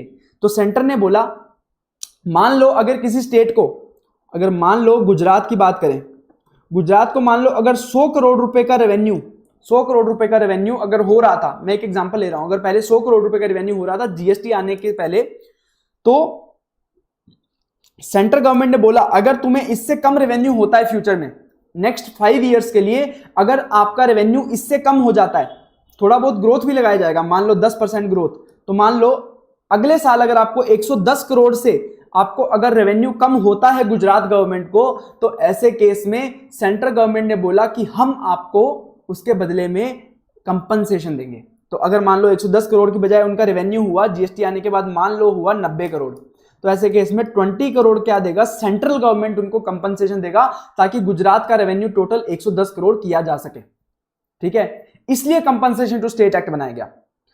अब क्या सेंट्रल गवर्नमेंट अपनी जेब से देगा ये पैसा, नहीं देने वाला, क्योंकि गवर्नमेंट कभी भी अपनी जेब से पैसा नहीं निकालती। अब कहां से देगी फिर गवर्नमेंट, गवर्नमेंट ने बोला कि इस कंपनसेशन को देने के लिए हम लगाएंगे GST compensation cess act, GST compensation cess. तो अगर आप देखोगे जो लग्जरी प्रोडक्ट्स होते हैं या फिर तंबाकू वगैरह जो हार्जार्डस प्रोडक्ट वगैरह होते हैं, इन पे जीएसटी तो लगता ही लगता है, उसके साथ साथ जीएसटी कंपनसेशन सेस करके एक अमाउंट लगता है जो कि बहुत हैवी होता है। तो उस सोर्स से जो रेवेन्यू आने वाला है, जीएसटी कंपनसेशन सेस जो लगाया गया है, उससे जो रेवेन्यू होगा ना सेंट्रल गवर्नमेंट को, सेंट्रल गवर्नमेंट उस रेवेन्यू का यूज करके इन स्टेट जिनका रेवेन्यू कम पड़ रहा था उनको क्या कर देगी, कंपनसेट कर देगी। इसके लिए जो एक्ट बनाया गया उसे बोलते हैं GST compensation to state act, ठीक है, उसे बोलते हैं GST compensation to state act. तो टोटल अपने कितने एक्ट बनाए गए, 35 एक्ट। तो क्या सर सारे पढ़ने हैं क्या, सारे एक्ट पढ़ने पड़ेंगे, 35 एक्ट पढ़ने पड़ेंगे? कोई दिक्कत वाली बात नहीं है, कोई 35 एक्ट नहीं पढ़ने आपको, आपको पढ़ना है एक तो सीजीएसटी एक्ट पढ़ना है। सीजीएसटी एक्ट आप जैसे ही पढ़ोगे, तो मैंने बताया कि जीएसटी का पर्पस था एक नेशन एक टैक्स लेके आना, तो ऐसे केस में सीजीएसटी एक्ट पढ़ते ही आपको बाकी के सारे एसजीएसटी, यूटीजीएसटी एक्ट आपको याद हो जाएंगे। आप सीजीएसटी एक्ट पढ़ोगे और सीजीएसटी एक्ट में आप सी की जगह एस डालते जाओगे, तो आपका सी की जगह एस या एस की जगह यूटी डालते जाओगे, तो आपका एग्जैक्ट सेम आपको लॉ मिल जाएगा। मतलब सीजीएसटी, एसजीएसटी, यूटीजीएसटी पूरे एग्जैक्ट सेम एक्ट हैं, ठीक है, सिर्फ सीजीएसटी एसजीएसटी वर्ड जो है वो चेंज होगा, बाकी सब सेम है। तो आपने सीजीएसटी एक्ट पढ़ लिया तो ये सारे अपने आप आपने पढ़ लिए, ठीक है। अब उसके बाद सर क्या आईजीएसटी एक्ट भी अलग से पढ़ना पड़ेगा? तो देखो मैक्सिमम जो आईजीएसटी एक्ट है वो पूरा का पूरा सीजीएसटी एक्ट जैसा है, सेम है, डिट्टो है, ठीक है। बट कुछ प्रोविजन है जो थोड़े से डिफरेंट है, जो सिर्फ और सिर्फ इंटरस्टेट सप्लाई पे एप्लीकेबल होते हैं, तो उसके लिए अपने को आईजीएसटी एक्ट पढ़ना पड़ेगा। तो उसके लिए हमारा एक चैप्टर है आईजीएसटी एक्ट करके, प्लेस ऑफ सप्लाई करके, तो उस चैप्टर में अपने जो भी स्पेशल प्रोविजन है जो आईजीएसटी के अलग हैं वो हम पढ़ लेंगे, कोई ज्यादा दिक्कत वाली बात नहीं है, इतना ही है। और जीएसटी कंपनसेशन स्टेट एक्ट अपने को पढ़ना ही नहीं है। और उसके अलावा 35 एक्ट्स तो ये हो गए। अब लॉ में क्या होता है, एक्ट भी आते हैं, बाकी सब चीजें भी आती है। क्या क्या आता है, अगर कोई सर्कुलर या नोटिफिकेशन इशू किया जाता है, सर्कुलर या नोटिफिकेशन अगर सीबीआईसी द्वारा इशू किया जाता है तो वो भी आपका सिलेबस में कवर रहेगा। अब देखो सीबीआईसी कौन होता है, सीबीआईसी होता है central board of indirect tax and custom. तो अगर मान लो, अब देखो गवर्नमेंट हर रोज तो पार्लियामेंट में डिसीजन नहीं लेगी, हर रोज तो पार्लियामेंट बिठा के, हर रोज तो आप लोकसभा में जाके एक छोटे मोटे डिसीजन नहीं ले सकते। तो कोई भी अगर सर्कुलर किसी चीज को क्लियर करना है, मतलब सर्कुलर किस लिए होते हैं कि मान लो आपको कहीं पे डाउट आ रहा है टैक्स पेयर्स वगैरह को, तो वहां पे क्लियर कर दिया जाता है कि अगर ऐसा ऐसा कंडीशन है तो ऐसा ऐसा उसमें ट्रीटमेंट होगा, तो वो होते हैं सर्कुलर। या फिर कोई भी अमेंडमेंट वगैरह तो उसको नोटिफाई किया जाता है नोटिफिकेशन के द्वारा। तो ये सीबीआईसी करता है, एक बोर्ड बना दिया central board of indirect tax and custom. जैसे डीटी में central board of direct tax होता है ना, वैसे यहाँ पे central board of indirect tax and custom होता है, जो कि सर्कुलर नोटिफिकेशन इशू करता है टाइम टाइम पे। तो ये अपने को कवर करने होते हैं हमारे सिलेबस में, और हम अच्छे से इसको कवर कर लेंगे। उसके बाद फाइनेंस एक्ट, फाइनेंस एक्ट के थ्रू जो भी अमेंडमेंट आती है जीएसटी में, जो भी चेंज किए जाते हैं वो सारे अपन पढ़ेंगे। जीएसटी में, कस्टम में जो भी चेंज होते हैं वो भी अपन साथ में कवर करेंगे। उसके साथ जुडिशियल डिसीजन, जुडिशियल डिसीजन भी लॉ का पार्ट होते हैं, बट हमारे सिलेबस में इतने जुडिशियल डिसीजन है नहीं, तो इतनी दिक्कत वाली बात नहीं है, ठीक है। तो जुडिशियल डिसीजन क्या होते हैं, जब भी कोई सुप्रीम कोर्ट, हाई कोर्ट जो डिसीजन देता है, उस डिसीजन को भी लॉ का पार्ट माना जाता है। उससे हमें पता लगता है कि कैसे ट्रीटमेंट देना चाहिए चीजों को, ठीक है। तो ये पूरा का पूरा क्या है, जीएसटी लॉ बनता है आपका। 35 act, circular notification by CBIC, finance act, judicial decision, ये सबको मिला के आपका क्या बनता है, जीएसटी लॉ बनता है, जिसके बेसिस पे आपके ऊपर जीएसटी अप्लाई किया जाता है। अब उसके बाद अपन समझेंगे कि यार जीएसटी को लाने की जरूरत क्या थी, ऐसा क्या बन पड़ा कि अपने को जीएसटी लाना पड़ा। पहले मैन्युफैक्चर हो रहा था, उस पर लगा देते एक्साइज, सेल हो रहा था वैट लगा देते, दिक्कत क्या आ रही थी, जीएसटी लाना क्यों पड़ा। तो उसके लिए हम समझेंगे कि नीड क्या थी जीएसटी की, नीड ऑफ जीएसटी। तो इसको हम समझेंगे प्रॉपर एग्जांपल्स के साथ, इसको हम समझेंगे प्रॉपर एग्जांपल के साथ। अपन एग्जांपल लेंगे, उसमें क्या होगा कि अगर हमें ये पता लग गया ना, अगर हमें ये पता लग गया कि जीएसटी के पहले क्या होता था और बाद में क्या होता है और उससे क्या फर्क पड़ा, तो अपने को समझ आ जाएगा कि जीएसटी लाना क्यों जरूरी था। अपन एक एग्जांपल ले लेते हैं, सबसे पहले मैन्युफैक्चरर का। अगर कोई मैन्युफैक्चरर था, उसके साथ जीएसटी से पहले क्या होता था और जीएसटी के बाद क्या हो रहा है, ये हम समझ लेते हैं तो अपने को चीजें समझ आ जाएंगी। अब मैन्युफैक्चरर का एग्जांपल लिया अपन ने, अब बात करते हैं अपन कि अगर पहले जीएसटी से पहले क्या हो रहा था और बाद में क्या हो रहा था। अपन ने एक कॉलम बनाया प्री जीएसटी, एक कॉलम बनाया अपन ने पोस्ट जीएसटी, ठीक है। अब देखो अगर कोई मैन्युफैक्चरर था, अगर कोई मैन्युफैक्चरर था तो उसने सबसे पहले कॉस्ट ऑफ प्रोडक्शन इनकर किया, प्रोड्यूस करने में कॉस्ट ऑफ प्रोडक्शन इनकर किया 1000 रुपए मान लो, ठीक है। अब उसके बाद उसने अपना प्रॉफिट ऐड किया 500 रुपए, उसने मान लो प्रॉफिट ऐड किया, तो प्राइस आ गया आपका टोटल 1500 रुपए। मतलब मैन्युफैक्चरर 1500 रुपए में सामान बेचने के लिए रेडी था, बट इतने में सेंट्रल गवर्नमेंट आ गई। सेंट्रल गवर्नमेंट ने बोला बॉस तुमने मैन्युफैक्चरिंग किया है, जीएसटी से पहले की बात कर रहा हूं मैं। सेंट्रल गवर्नमेंट आई, बोले तुमने मैन्युफैक्चर किया है और मैन्युफैक्चर के ऊपर टैक्स लगाने का पावर है हमें, एक्साइज ड्यूटी। तो सेंटर बोली कि तूने मैन्युफैक्चर किया है तो मुझे एक्साइज ड्यूटी चाहिए। तो ऐसे केस में मान लो उसने एक्साइज ड्यूटी थी 10%, एक्साइज ड्यूटी थी मान लो 10%, तो अब उसको क्या करना पड़ेगा मैन्युफैक्चरर को, 150 रुपए, 1500 रुपए का 10% 150 रुपए किसको देने पड़ेंगे, सेंट्रल गवर्नमेंट को देने पड़ेंगे, सेंट्रल गवर्नमेंट को देने पड़ेंगे, ठीक है। सेंट्रल गवर्नमेंट अपनी एक्साइज ड्यूटी ले गई क्योंकि मैन्युफैक्चर किया था। अब फिर आया स्टेट वाला, बोले तूने मैन्युफैक्चर तो कर लिया, अब तू सेल करने जा रहा है ना, तो सेल करेगा तो टैक्स मैं भी लूंगा, क्योंकि स्टेट का पावर है सेल पे टैक्स लगाने का। तो जैसे ही सेल करने जाएगा तो स्टेट उसके पास आ जाएगा, स्टेट गवर्नमेंट आ जाएगी कि बॉस टैक्स चाहिए, आप सेल कर रहे हो। तो ऐसे केस में अब उसको सेल टैक्स पे करना पड़ेगा, जो कि वैट हो गया मान लो, ठीक है। अब ये किसके पास जाएगा, स्टेट गवर्नमेंट के पास, ठीक है। अब 1650 रुपए अमाउंट है, उसके ऊपर टैक्स देना पड़ेगा। अब होता क्या था, वैट किस पे लगता था, जो आपका प्राइस था उसमें एक्साइज ऐड करने के बाद, एक्साइज ऐड करने के बाद उसके ऊपर वैट लगता था। मतलब मैंने टैक्स ऑलरेडी ऐड कर रखा है, उसके ऊपर वैट लगेगा। तो मान लो 10% वैट है तो 1650 रुपए पे वैट लग रहा था, 10% 165 रुपए। तो ये प्राइस कितना हो गया, 1815 रुपए, 1815 रुपए। तो अब उसको सामान बेचना पड़ेगा 1815 रुपए में।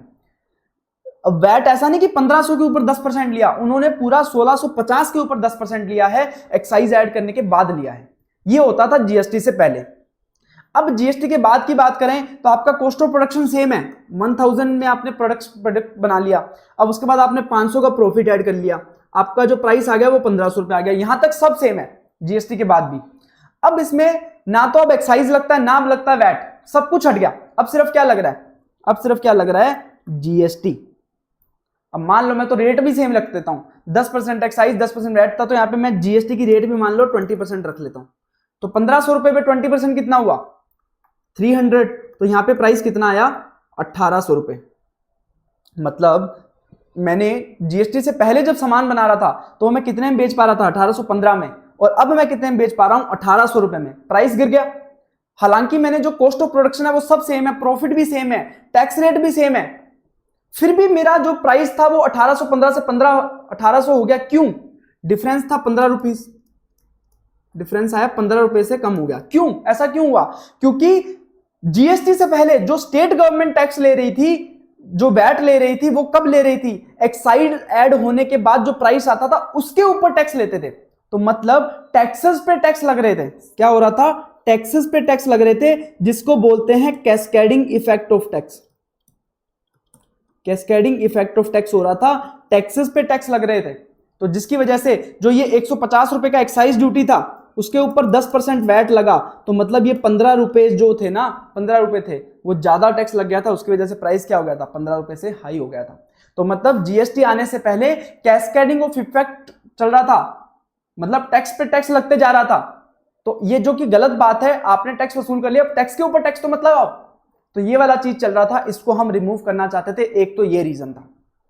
सेकंड रीजन क्या था, सेकंड रीजन हम समझेंगे एक और एग्जांपल से। अब मान लो मैन्युफैक्चरर के बाद आता है डिस्ट्रीब्यूटर, अब मैन्युफैक्चरर के बाद कौन होता है, डिस्ट्रीब्यूटर, ठीक है। अब डिस्ट्रीब्यूटर की लाइफ पे क्या इंपैक्ट पड़ा वो भी समझ लेते हैं।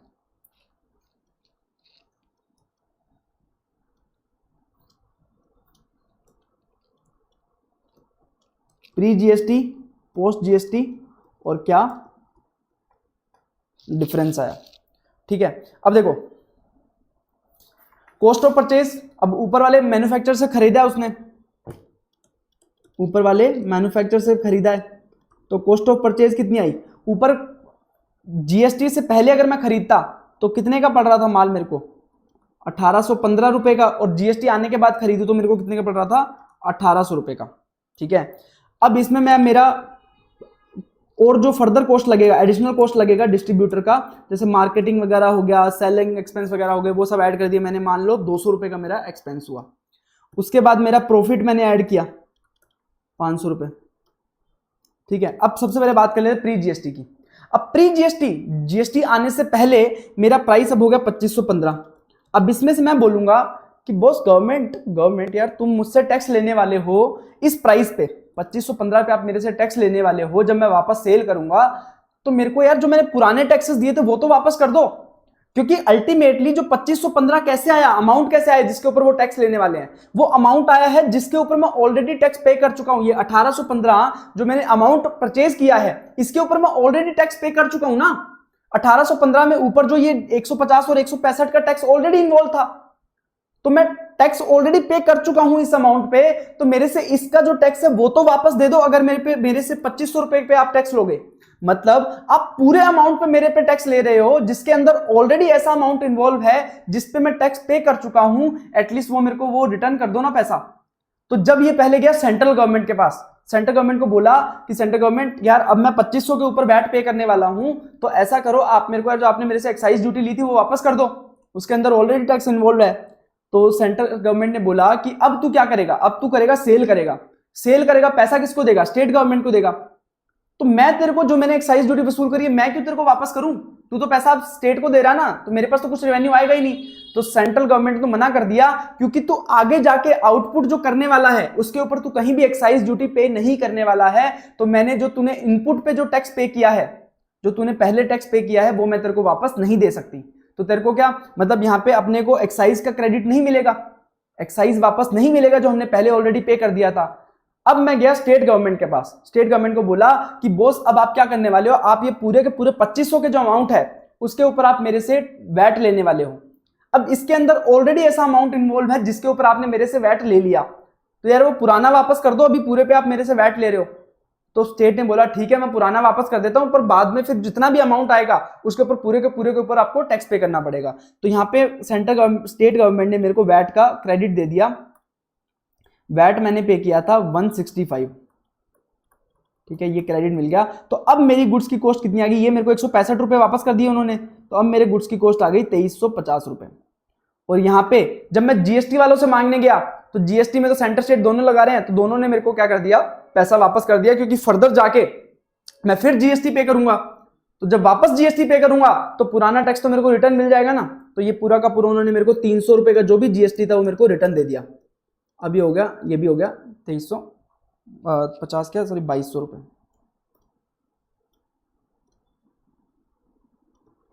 2500 और ये 2200 रुपए। अब देखो सिर्फ क्या हुआ, मेरे को एक्साइज का पहले मेरे को वो नहीं मिल पा रहा था क्रेडिट, क्यों, क्योंकि मैं आगे जाके एक्साइज पे नहीं करने वाला था, आगे जाके सिर्फ मैं वैट पे करने वाला था। और जीएसटी में तो एक ही टैक्स है, आगे जाके मैं वही पे करने वाला हूं, तो पीछे का क्रेडिट भी मिल जाता था पूरा का पूरा।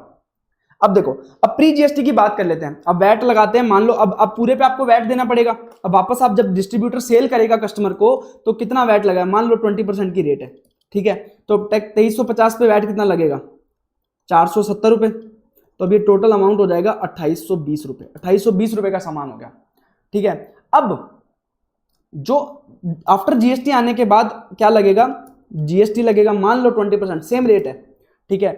अब टैक्स कितना लगेगा 440, और ये अमाउंट कितना बना 2640। मतलब मेरा जीएसटी आने के बाद प्राइस कितना हो गया 2640, जीएसटी आने से पहले कितना था 2820, मतलब 180 रुपए से मेरा प्राइस क्या हो गया, कम हो गया। क्यों हो गया, क्योंकि जीएसटी आने के बाद मेरे को पूरा का पूरा जो मैंने पहले टैक्स पे किया था वो पूरा का पूरा मेरे को 300 का 300 क्या मिल गया, क्रेडिट मिल गया। पर जीएसटी आने से पहले क्या हो रहा था, मैं वैट के अगेंस्ट एक्साइज का क्रेडिट नहीं ले पा रहा था। क्यों, क्योंकि सेंट्रल गवर्नमेंट और स्टेट गवर्नमेंट झगड़े चल रहे थे।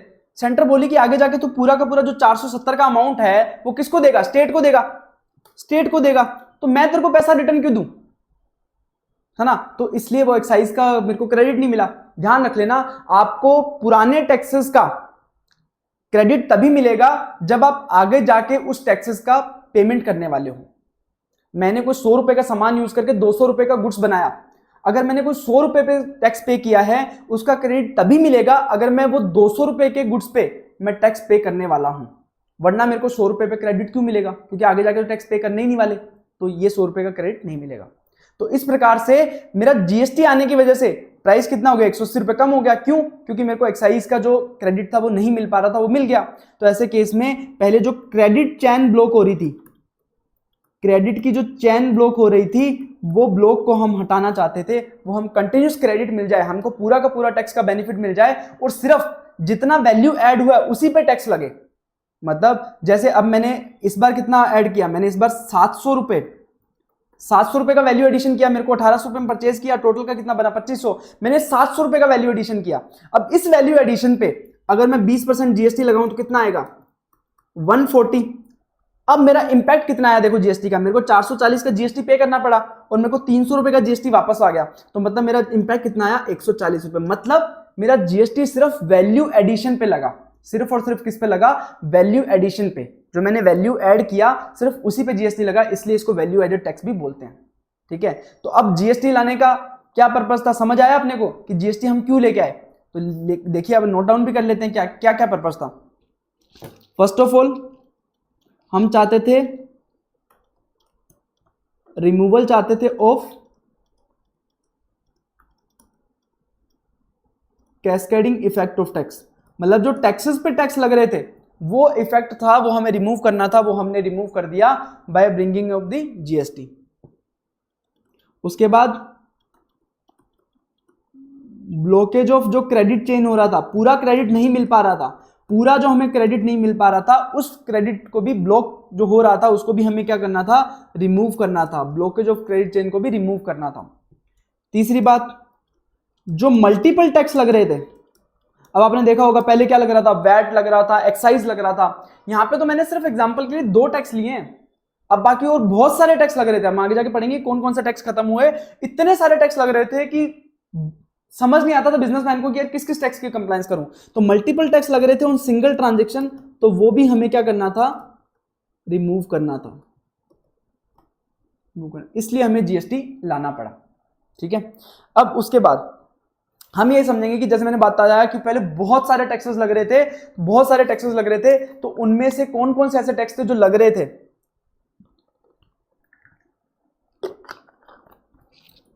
अब वो जीएसटी में समा गए, अब वो जीएसटी में समा गए। देखो बात करते हैं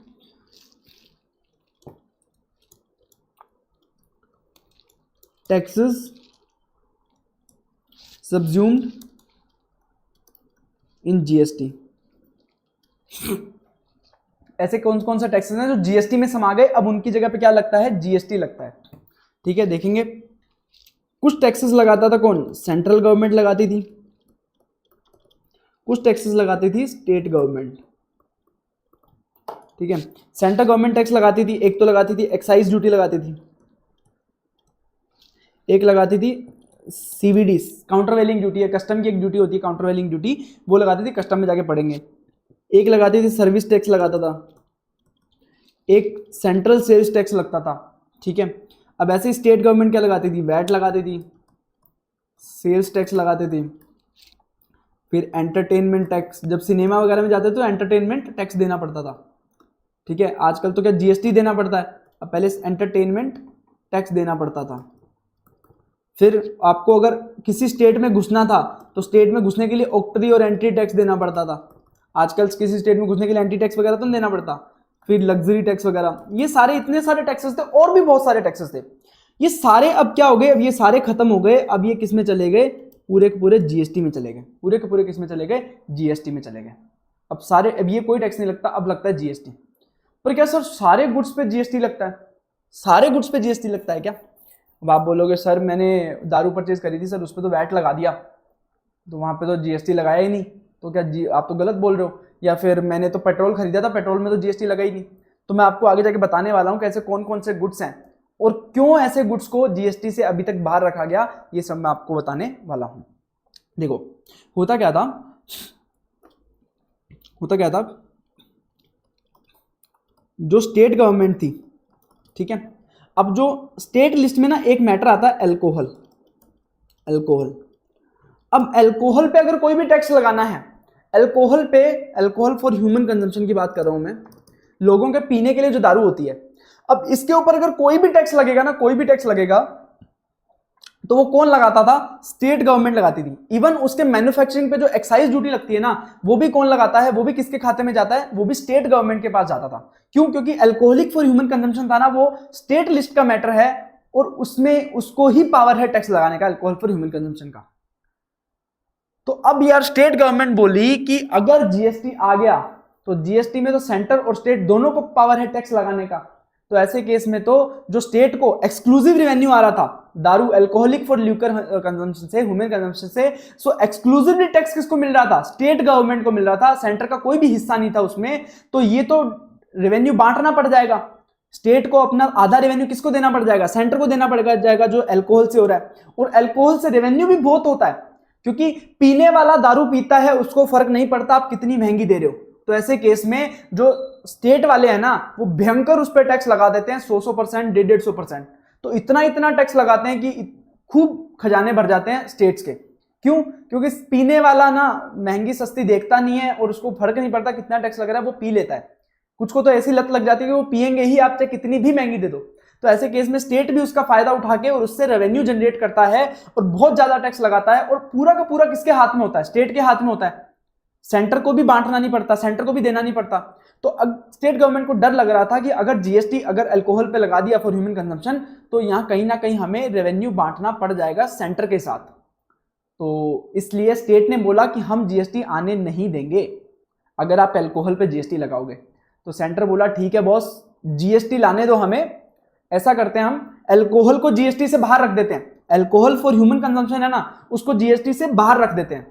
स्टेट बोला ठीक है, मजे, कोई दिक्कत वाली बात नहीं, आप अल्कोहल को जीएसटी से बाहर रखो, बाकी सब पे जीएसटी लगाओ, हमें कोई दिक्कत नहीं है, अच्छी बात है। तो अल्कोहल फॉर ह्यूमन कंजम्पशन था, इस कारण से अल्कोहल फॉर ह्यूमन कंजम्पशन पे जीएसटी नहीं लगता है, इसको प्रॉपरली जीएसटी से बाहर रखा गया है। दूसरी बात कर लेते हैं पेट्रोलियम प्रोडक्ट्स की। पेट्रोलियम प्रोडक्ट्स की, पेट्रोल डीजल वगैरह, इन पे जीएसटी क्यों नहीं लगता सर? तो इन पे भी अगर आप देखोगे तो जीएसटी की भारी भरकम रेट लगती है। हर स्टेट अपना अलग वैट लगाता है अपने हिसाब से, और सेंट्रल गवर्नमेंट अपने हिसाब से अपना टैक्स लगाती है एक्साइज। तो मतलब भारी भरकम टैक्स मिलता है। आपने सुना होगा, न्यूज वगैरह में सुनते होगे कि क्रूड तो बहुत सस्ता आता है पर आपको पेट्रोल बहुत महंगा मिलता है। क्यों? क्योंकि गवर्नमेंट बहुत सारे टैक्सेस लगा देती है। तो ये टैक्सेस इतने भारी भरकम होते हैं कि इससे रेवेन्यू बहुत ज्यादा होता है। और जीएसटी में ना मैक्सिमम रेट रखी गई है 20%, 40%, ठीक है। 20% सीजीएसटी, 20% जीएसटी और 40% आईजीएसटी। तो मतलब 40% से ज्यादा टैक्स नहीं लगा पाओगे। तो ऐसे केस में बोल दिया गया कि हम एक बार के लिए पेट्रोलियम प्रोडक्ट को जीएसटी के दायरे में नहीं लेके आएंगे। पेट्रोलियम प्रोडक्ट को हम बाद में दायरे में लेके आएंगे। बाद में एक फ्यूचर डेट में हम डिसाइड कर लेंगे सेंटर और स्टेट वाले मिलके कि आज की डेट से हम पेट्रोलियम को पे जीएसटी लगाएंगे। तो वो अभी तक आज तक नोटिफाई हुआ नहीं है, अभी तक इस पे जीएसटी नहीं लगा है पेट्रोलियम प्रोडक्ट पे। बट जैसे अल्कोहल को तो हमेशा के लिए जीएसटी से बाहर रख दिया कि इस पे तो कभी जीएसटी लगेगा ही नहीं। पेट्रोलियम को हमेशा के लिए नहीं रखा है, पेट्रोलियम को कुछ समय के लिए रखा गया है जब तक ये डिसाइड नहीं कर लेते कि उसको जीएसटी में लाना है कि नहीं लाना है, ठीक है। तो अब मैं बता देता हूं कि एक्सेप्शंस क्या हैं। तो सारे टैक्सेस जो सब्ज्यूम हो गए उसके कुछ एक्सेप्शन हैं, उसके कुछ एक्सेप्शंस हैं। चलिए एक्सेप्शंस की बात करते हैं। फर्स्ट ऑफ ऑल हम देखेंगे goods not covered in GST. Goods not covered in GST उनको बोलते हैं नॉन टैक्सेबल सप्लाई। ऐसे वालों को बोलते हैं नॉन टैक्सेबल। आगे जाकर काम आएगा, ये नॉन टैक्सेबल होते हैं, इन पे टैक्स नहीं लगता है जीएसटी, इसलिए नॉन टैक्सेबल बोलते हैं। अब इसमें से एक होते हैं परमानेंटली एक्सक्लूडेड। जैसे हमने बात करी कि जो अल्कोहल है, अल्कोहल है for human consumption, alcoholic liquor for human consumption, ठीक है। ये हमेशा के लिए जीएसटी से बाहर है, इस पे कभी भी जीएसटी नहीं लगेगा। तो कौन सा टैक्स लगेगा सर? तो इस पे लगेगा एक्साइज प्लस वैट और सीएसटी। एक्साइज कब लगता है? मैन्युफैक्चरिंग पे सीएसटी वैट कब लगेगा? जब सेल होगा, ठीक है। तो ये अल्कोहलिक लिकर पे टैक्स लगेगा। Alcoholic liquor for human consumption की बात कर रहे हैं, दारू जो पीने के लिए होती है, सिर्फ और सिर्फ पीने के लिए। अगर मान लो यही दारू मेडिकल पर्पस के लिए काम आ रही है या फिर इंडस्ट्रियल पर्पस के लिए काम आ रही है, उस दारू से देखो क्या होता है कि अल्कोहल से दवाइयां भी बनती हैं, उस अल्कोहल से कोई दूसरे प्रोडक्ट भी बनते हैं, जैसे कोई हो सकता है कोई कॉस्मेटिक प्रोडक्ट वगैरह हो।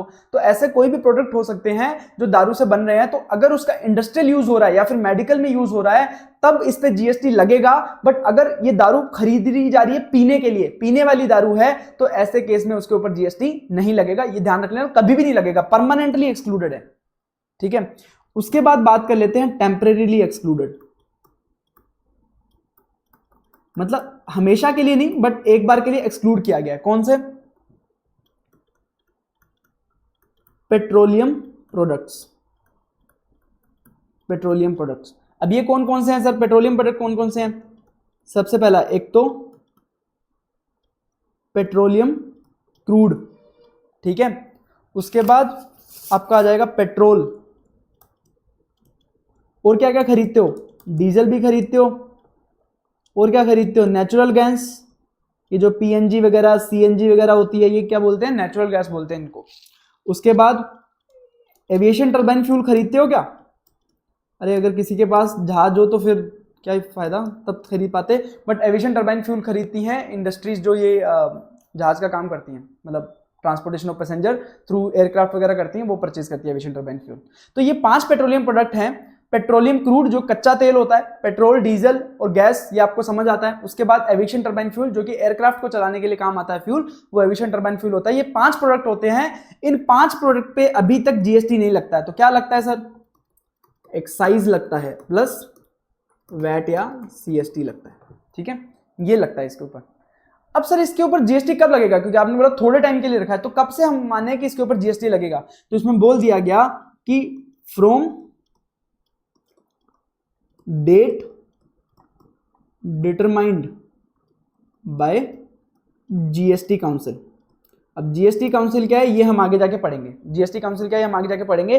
जीएसटी काउंसिल स्टेट और सेंटर के दोनों के मेंबर बैठते हैं साथ में मिलके जीएसटी के डिसीजन लेने के लिए, उसे बोलते हैं जीएसटी काउंसिल। जब ये डिसाइड करेंगे एक डेट की हाँ यार इस डेट से हमें इसके ऊपर टैक्स लगाना है, तो उस डेट से इसके ऊपर टैक्स लगेगा इन 5 प्रोडक्ट्स पे, तब तक के लिए यहाँ पे टैक्स नहीं लगेगा जीएसटी। दूसरे टैक्स लगेंगे पुराने अर्लियर टैक्स रिजिम वाले। अब उसके साथ कुछ और एक्सेप्शन है। ऐसे कौन कौन से प्रोडक्ट हैं जो कि जीएसटी में भी कवर्ड हैं, जीएसटी में भी कवर होते हैं, एज वेल एज जो पुराना टैक्स रिजिम था मतलब वैट वगैरह उसमें भी कवर होते हैं, मतलब एक्साइज वगैरह अभी भी लग रहा है उन पे। ऐसे कौन कौन से प्रोडक्ट हैं जिसमें जीएसटी भी लगाया जा रहा है और अर्लियर टैक्स रिजिम के टैक्स जो एक्साइज वैट वगैरह वो भी लगाया जा रहा है। कौन कौन से ऐसे प्रोडक्ट हैं? तो ऐसे कौन कौन से प्रोडक्ट हैं? ऐसे प्रोडक्ट हैं जो कि हैजार्डियस होते हैं, जिनको गवर्नमेंट चाहती है कि आप कंज्यूम ना करें, ठीक है, बट फिर भी लोग तो कंज्यूम करेंगे। जैसे तंबाकू हो गया, नार्कोटिक्स प्रोडक्ट हो गए, ओपियम हो गया, हैम्प हो गया, अफीम गांजा वगैरह, तो ये गवर्नमेंट चाहती है कि आप कंज्यूम ना करो। अब ना रोके कैसे गवर्नमेंट? रोके कैसे? तो उसके लिए गवर्नमेंट ने क्या कर दिया, महंगा कर दिया सामान। महंगा कैसे किया कि उसके ऊपर जीएसटी भी लगा दिया और पुराने टैक्सेस भी लगा दिए, खूब सारे टैक्स लगा दिए, अल्टीमेटम टैक्स लगा दिए। तो वैसे केस में क्या होता है, अगर कोई फिर भी इन प्रोडक्ट्स को खरीद रहा है, अगर फिर भी कोई इन प्रोडक्ट्स को खरीद रहा है, उसने अगर डिसाइड कर लिया है कि मुझे ये प्रोडक्ट्स कंज्यूम करके मेरी हेल्थ को खराब करना है, अगर उसने डिसाइड ऐसा कर लिया है और फिर भी ये कंज्यूम कर रहा है ऐसे प्रोडक्ट्स को, तो कम से कम स्टेट को रेवेन्यू तो हो, कम से कम गवर्नमेंट को रेवेन्यू तो हो। तो ऐसे केस में गवर्नमेंट ने बोला कि हम इन गुड्स को महंगा कर रहे हैं, दोनों टैक्स लगा के, जीएसटी भी और पुराने भी। अगर तो जिसने छोड़ना हुआ तो छोड़ देगा, और अगर जिसने नहीं छोड़ना हुआ एटलीस्ट कम से कम पैसा तो देके जाएगा। तो गवर्नमेंट ने कौन कौन सा प्रोडक्ट, एक तो टबैको, ठीक है, इस पे लगता है GST plus excise duty, manufacturing पे एक्साइज ड्यूटी लगता है, सेल पे जीएसटी लगता है। उसके बाद ओपियम जिसे बोलते हैं अफीम, हैम्प जिसे बोलते हैं गांजा, नार्कोटिक्स और नार्को ड्रग्स, तो ये जो सारे प्रोडक्ट है ना, इनके ऊपर भी जीएसटी भी लगता है और एक्साइज ड्यूटी भी लगता है। तो एटलीस्ट गवर्नमेंट के पास रेवेन्यू हो जाए, अगर फिर भी कोई कंज्यूम कर रहा है और महंगा करके इसको डिस्करेज करने का ट्राई किया जा रहा है, बट फिर भी अगर वो लोग कंज्यूम करते हैं तो एटलीस्ट रेवेन्यू तो आना चाहिए गवर्नमेंट के पास। इस पर्पस के साथ इनको बाहर रखा गया। तो कुछ चीजों को तो परमानेंटली एक्सक्लूड कर दिया, alcoholic liquor for human consumption, सिर्फ ह्यूमन कंजम्पशन के लिए, इंडस्ट्रियल पर्पस के लिए तो उस पर जीएसटी लगेगा। टेम्परेरी थोड़े टाइम के लिए एक्सक्लूड किया है पेट्रोलियम प्रोडक्ट, कौन कौन से, पेट्रोल हो गया, डीजल हो गया, कच्चा तेल हो गया, पेट्रोलियम क्रूड, नेचुरल गैस हो गई और एविएशन टर्बाइन फ्यूल, इनको रखा गया।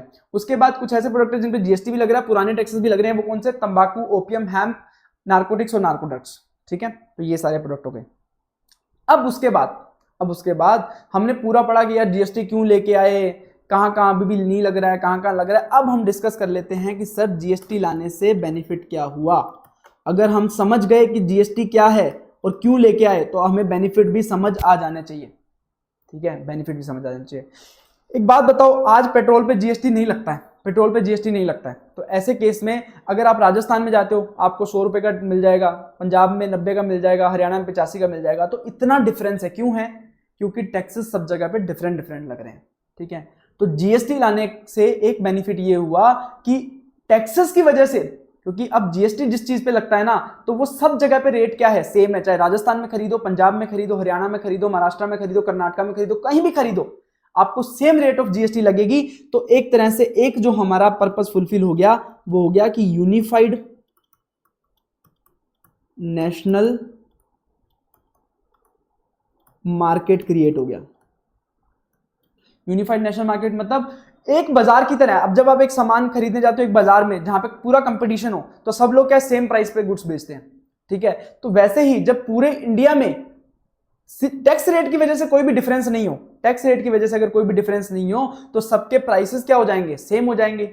एटलीस्ट टैक्स की वजह से प्राइसेस में कोई भी डिफरेंस नहीं आएगा। तो एक तरह से यूनिफाइड नेशनल मार्केट क्रिएट हो जाएगी, जो कि एक कंपिटिटिव एनवायरनमेंट क्रिएट करता है इंडिया में, तो which is beneficial for businesses.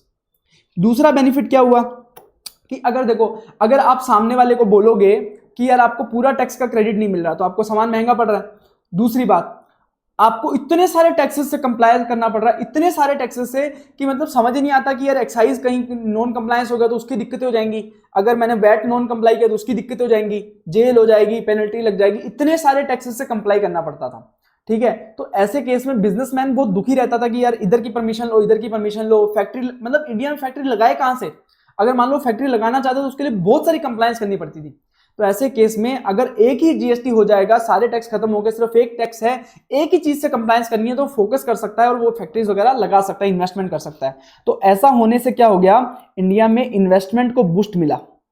Investment को बूस्ट मिला मतलब फैक्ट्रीज वगैरह लगाना चालू की, लोगों ने काम धंधा करना चालू किया, क्योंकि अब एक ही टैक्स लग रहा है, उसकी कंप्लाइज करनी है। अब अगर ज्यादा फैक्ट्रीज लगेंगी, ज्यादा काम करेंगे, तो लोग क्या हो जाएगा, एम्प्लॉयमेंट क्रिएट हो गया, तो एम्प्लॉयमेंट को भी बेनिफिट मिलेगा। अब इंडिया में अगर प्रोडक्शन वगैरह ज्यादा होगा तो हम एक्सपोर्ट भी ज्यादा कर पाएंगे। तो ऐसे केस में एक्सपोर्ट को भी क्या मिलेगा, बूस्ट मिल गया, एक्सपोर्ट को भी बूस्ट मिला, ज्यादा एक्सपोर्ट कर पाएंगे।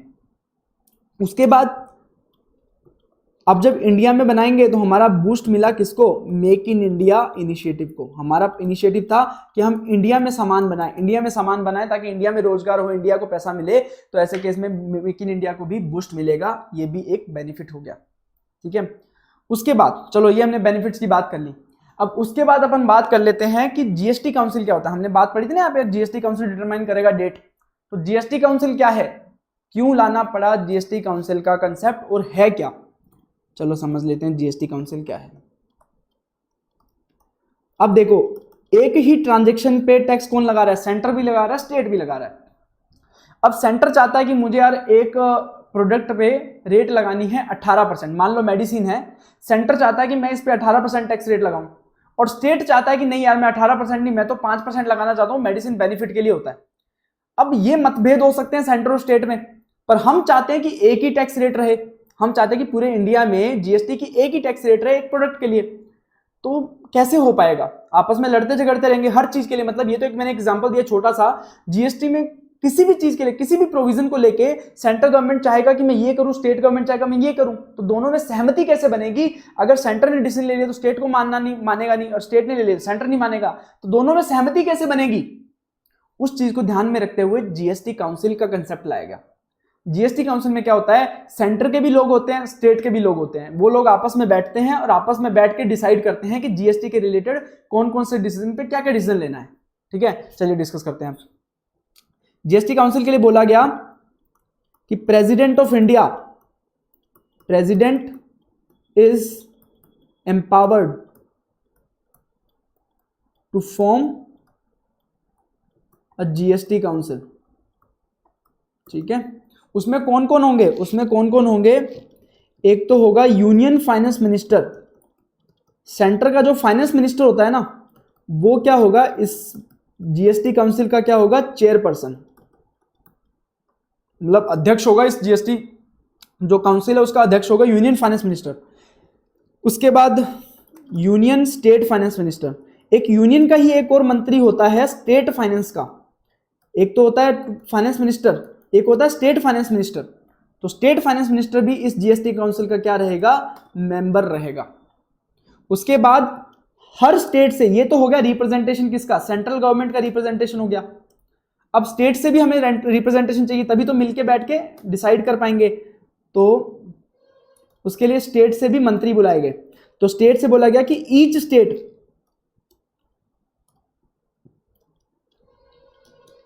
स्टेट से एक फाइनेंस मिनिस्टर, उनका जो फाइनेंस मिनिस्टर होता है ना, राज्य का जो फाइनेंस मिनिस्टर होता है, वित्त मंत्री होता है राज्य का, वो फाइनेंस मिनिस्टर, और अगर वो मान लो अवेलेबल नहीं है तो उसके बिहाफ पे कोई दूसरा मिनिस्टर आ सकता है, जो भी उसको नॉमिनेट किया जाएगा, जो भी मिनिस्टर को नॉमिनेट किया जाएगा वो मिनिस्टर उसकी जगह पे क्या ले सकता है, जगह ले सकता है, नॉमिनेटेड मिनिस्टर। मतलब हर स्टेट से एक मिनिस्टर आएगा, या तो फाइनेंस मिनिस्टर होगा या नॉमिनेटेड मिनिस्टर होगा, इस तरह से स्टेट का भी रिप्रेजेंटेशन हो जाएगा, ये भी क्या हो जाएगा, मेंबर हो जाएगा।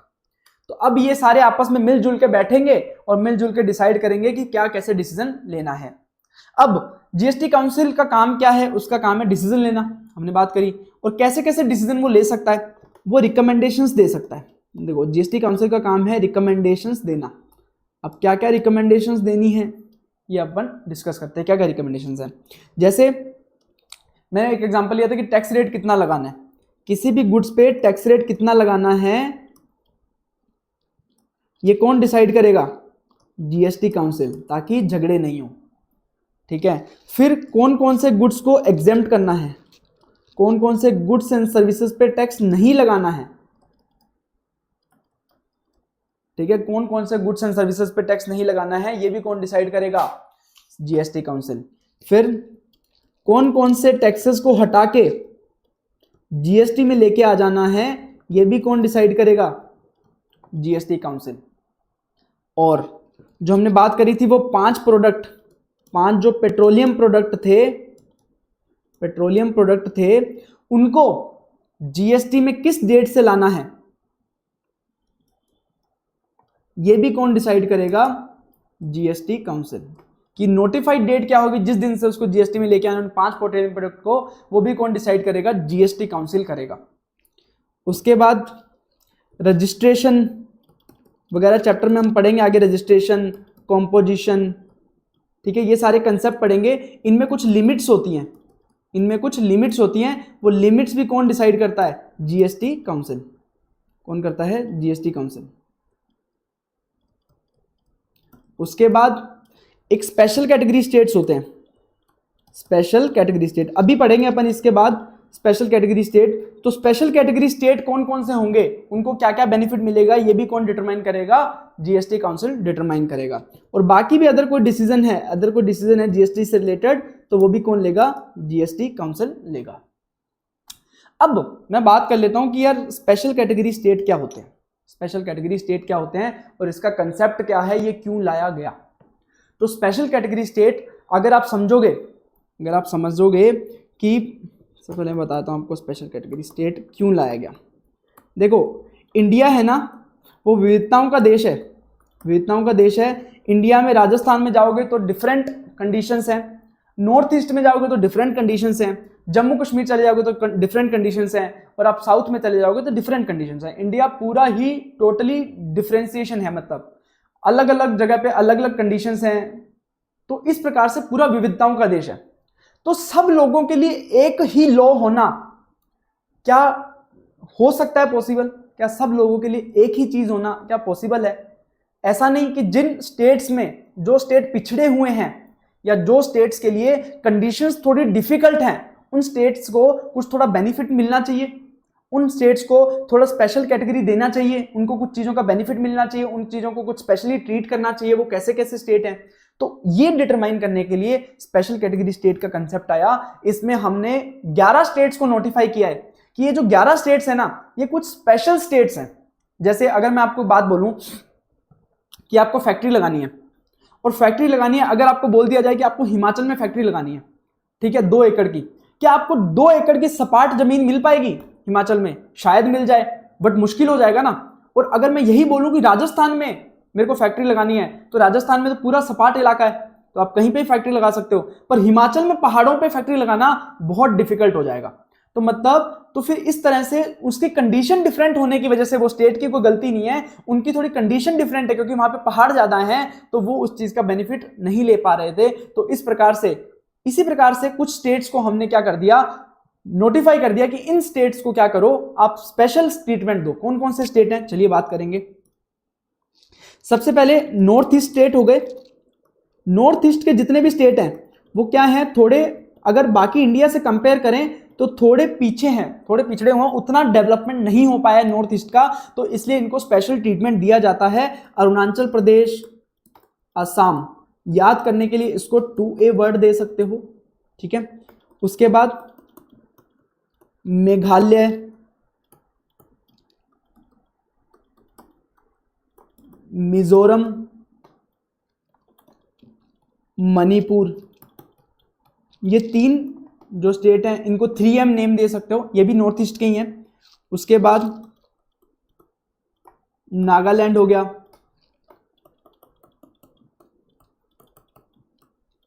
त्रिपुरा हो गया और सिक्किम, ठीक है, ये भी 3 स्टेट हो गए, ये भी पूरे क्या है, नॉर्थ ईस्ट के। तो टोटल जो 8 स्टेट्स हैं वो क्या है, नॉर्थ ईस्ट के स्टेट हैं। आप देखोगे मैप में तो आपको सारे ये किस में मिलेंगे, नॉर्थ ईस्ट के स्टेट मिलेंगे। उसके अलावा 3 ऐसे पहाड़ी इलाके हैं जिनको भी स्पेशल कैटेगरी स्टेट में रखा गया है, ये जम्मू एंड कश्मीर, जम्मू एंड कश्मीर, हिमाचल प्रदेश और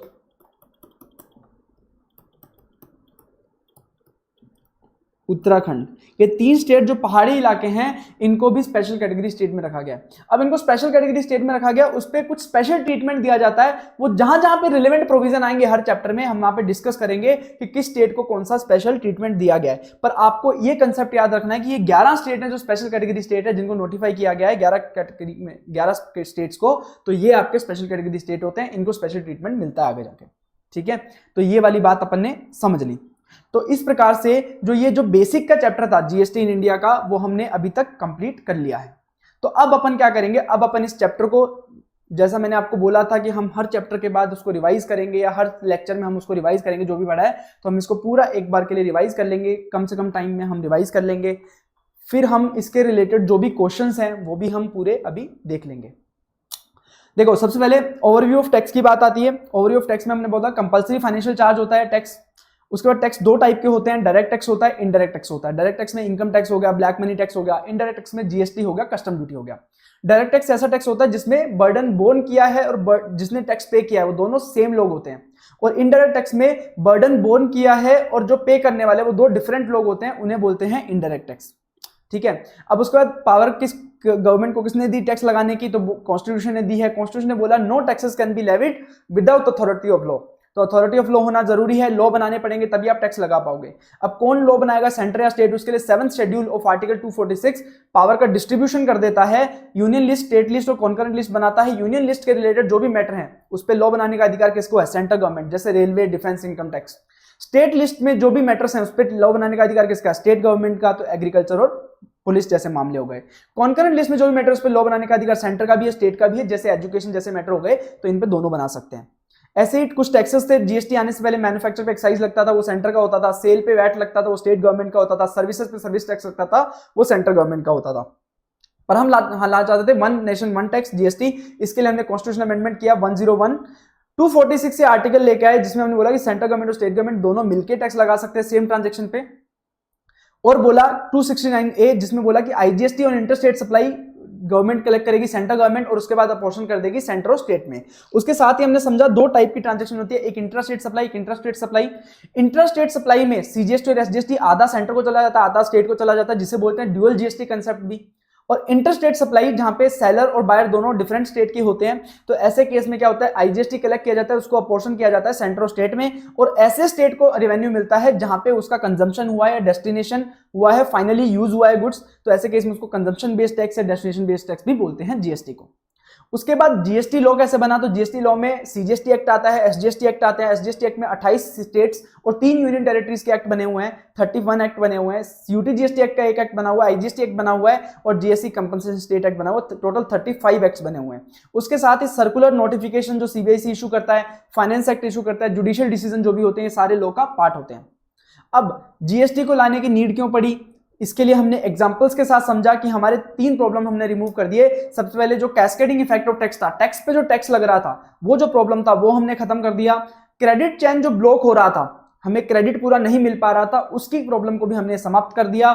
जो मल्टीपल टैक्सेस थे, जो बार बार टैक्स, अलग अलग टाइप के टैक्स लगते थे, उसके कंप्लाई करना पड़ता था, वो भी हमने कम कर दिया, क्योंकि सिर्फ अब कौन सा है, जीएसटी लगता है। अब ऐसे बहुत सारे टैक्सेस थे जो सब्ज्यूम हो गए जीएसटी में, जैसे excise, CVD, service tax, CST, VAT हो गया, एंटरटेनमेंट, ऑक्ट्री, एंट्री टैक्स हो गया, ये सारे किस में चले गए, जीएसटी में। बट अभी भी कुछ एक्सेप्शन है, कुछ ऐसी ट्रांजेक्शन है जिसपे जीएसटी नहीं लगता, या फिर जीएसटी तो लगता है, पुराने टैक्सेस भी लगते हैं। ऐसे कौन से केसेस हैं जहां पे सिर्फ जीएसटी नहीं लगता, तो वो परमानेंटली अल्कोहल जो लिकर फॉर ह्यूमन कंजम्पशन, सिर्फ ह्यूमन कंजम्पशन के लिए, नॉट इंडस्ट्रियल पर्पस, तो वो ऐसा अगर कोई दारू हो जो पीने के लिए है, उस पर अभी भी जीएसटी नहीं लगता, ना ही कभी लगेगा। एक्साइज, वैट और सीएसटी लगेगा उस पर। टेम्परेरी एक्सक्लूड किया, मतलब थोड़े टाइम के लिए उसको जीएसटी से बाहर रखा गया। पेट्रोलियम प्रोडक्ट, जिसमें पेट्रोलियम क्रूड, कच्चा तेल, पेट्रोल, डीजल, नेचुरल गैस और एविएशन टर्बाइन फ्यूल आता है, जिसको जब जीएसटी काउंसिल बोलेगा कि हाँ यार इस दिन से अब इस पे जीएसटी लगाना है, उस दिन से जीएसटी लगाया जाएगा, तब तक के लिए इसको जीएसटी से बाहर रखा गया है, तब तक के लिए एक्साइज और वैट इसके ऊपर लगाया जाएगा। ऐसे कौन से प्रोडक्ट है जो जीएसटी में भी आते हैं, पुराने टैक्स रिजिम के टैक्स भी लगते हैं। तंबाकू हो गया, जिसपे जीएसटी भी लगता है, एक्साइज ड्यूटी भी लगता है। Opium, hemp, narcotics, narco drugs हो गए, जिसपे भी जीएसटी और एक्साइज ड्यूटी दोनों लगते हैं। उसके बाद जीएसटी के बेनिफिट क्या हुए, एक तो यूनिफाइड नेशनल मार्केट क्रिएट हुआ, एक इन्वेस्टमेंट को बूस्ट मिला, एक्सपोर्ट को बूस्ट मिला, एम्प्लॉयमेंट को बूस्ट मिला, मेक इन इंडिया इनिशिएटिव को बूस्ट मिला। कैसे मिला वो हमने समझा। जीएसटी काउंसिल बनाया गया ताकि डिसीजंस लिए जा सकें जीएसटी में मिलकर सेंट्रल स्टेट के द्वारा। प्रेसिडेंट एक जीएसटी काउंसिल फॉर्म करेगा जिसमें एक तो यूनियन फाइनेंस मिनिस्टर होगा जो चेयरपर्सन होगा, यूनियन स्टेट फाइनेंस मिनिस्टर होगा जो कि इसका मेंबर होगा, और हर स्टेट का एक फाइनेंस मिनिस्टर, एक नॉमिनेटेड मिनिस्टर होगा, हर स्टेट का एक फाइनेंस मिनिस्टर होगा, और अगर फाइनेंस मिनिस्टर अवेलेबल नहीं है तो नॉमिनेटेड मिनिस्टर होगा, तो ऐसे केस में वो भी मेंबर रहेंगे। इस प्रकार से जीएसटी काउंसिल फॉर्म की जाएगी। अब ये लोग मिलकर रिकमेंडेशंस देंगे कि किस तरह टैक्स रेट लगाना है किसी प्रोडक्ट पे, किस गुड्स एंड सर्विसेज पे टैक्स नहीं लगाना है, कौन से टैक्सेस को जीएसटी में समा देना है, और कौन से 5 पेट्रोलियम प्रोडक्ट जिनके ऊपर जीएसटी एक फर्दर डेट से लगेगा, किस डेट से लगेगा ये भी ये लोग डिसाइड करेंगे। रजिस्ट्रेशन और कॉम्पोजिशन की कोई लिमिट वगैरह है वो भी ये लोग डिसाइड करेंगे। अगर कोई स्पेशल कैटेगरी स्टेट का दर्जा दिया जाएगा, कौन कौन से स्टेट्स होंगे वो भी ये लोग डिसाइड करेंगे, और अदर डिसीजन भी लेना है तो वो भी जीएसटी काउंसिल डिसाइड करेगा।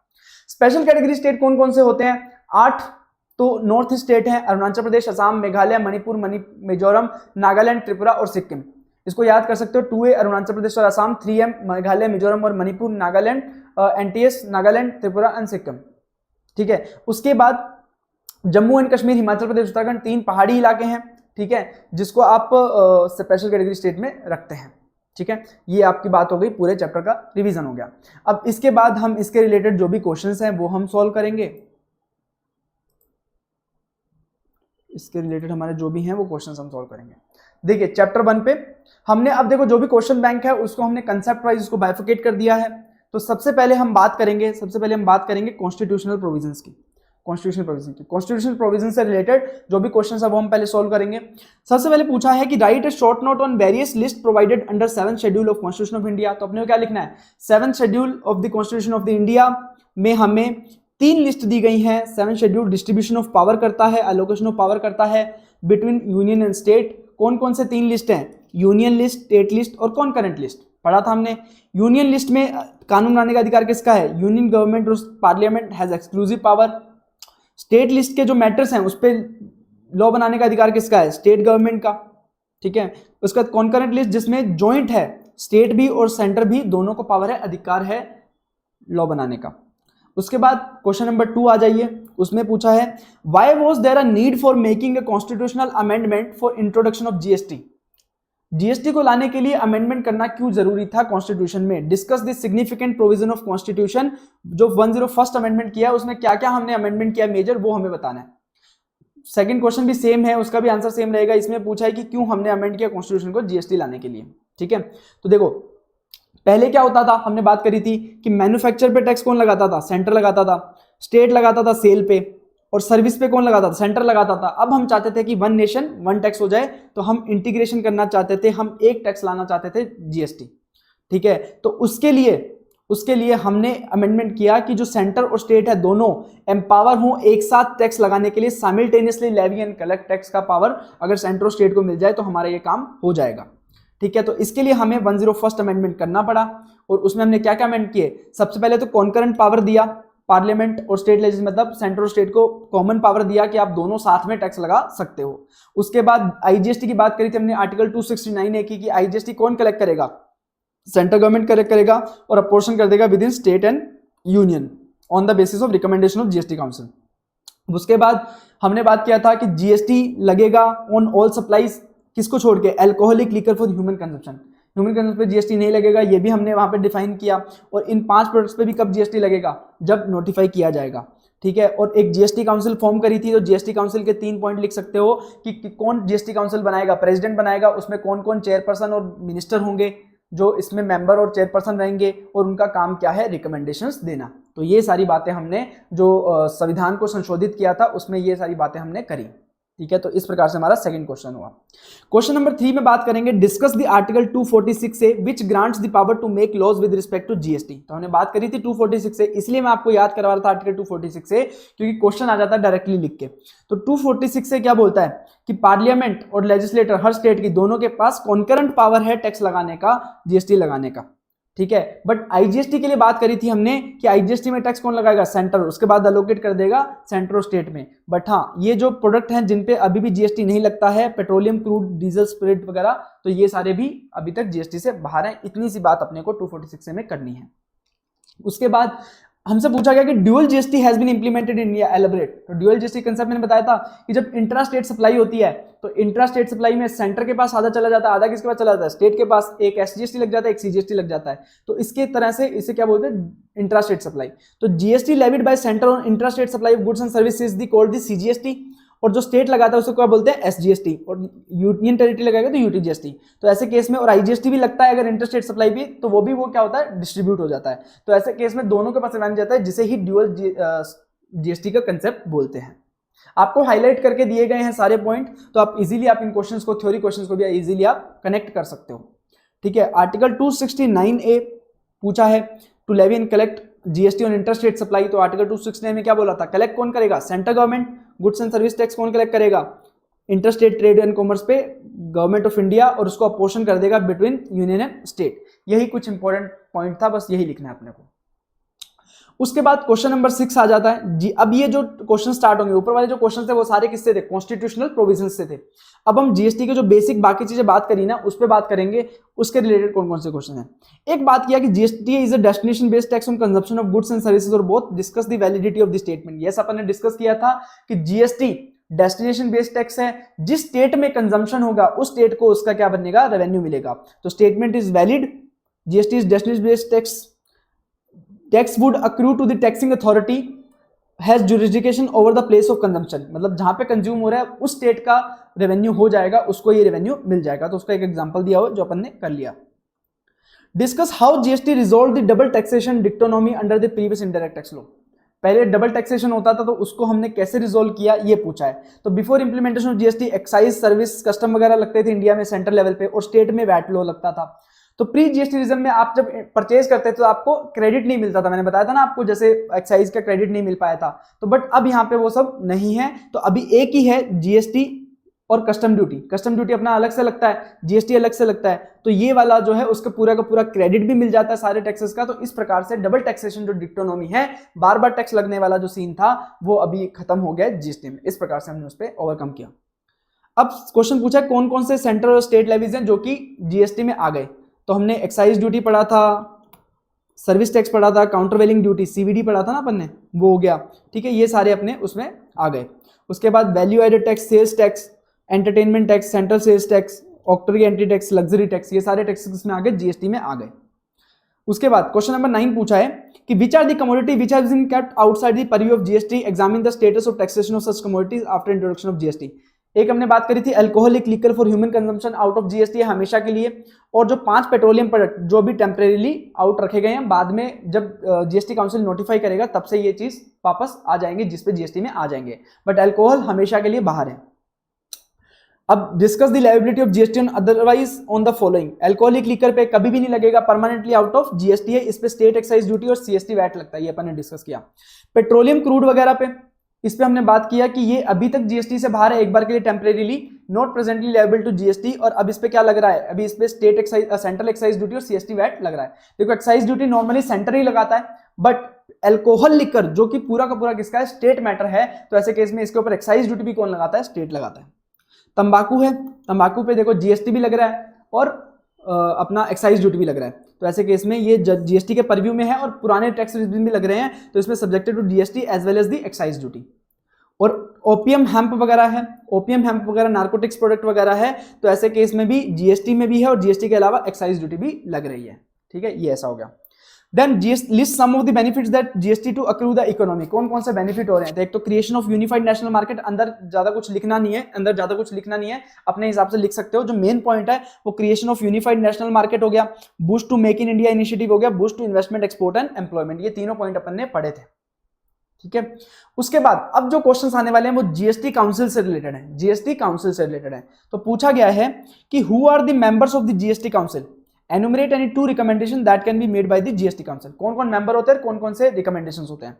Enumerate any 5 matters on which GST council may make recommendation under article 279 of the institution India. Article याद रखने की जरूरत नहीं है, कौन कौन से रिकमेंडेशंस जीएसटी काउंसिल कर सकता है और कौन कौन उसके मेंबर होते हैं, ये देखना है।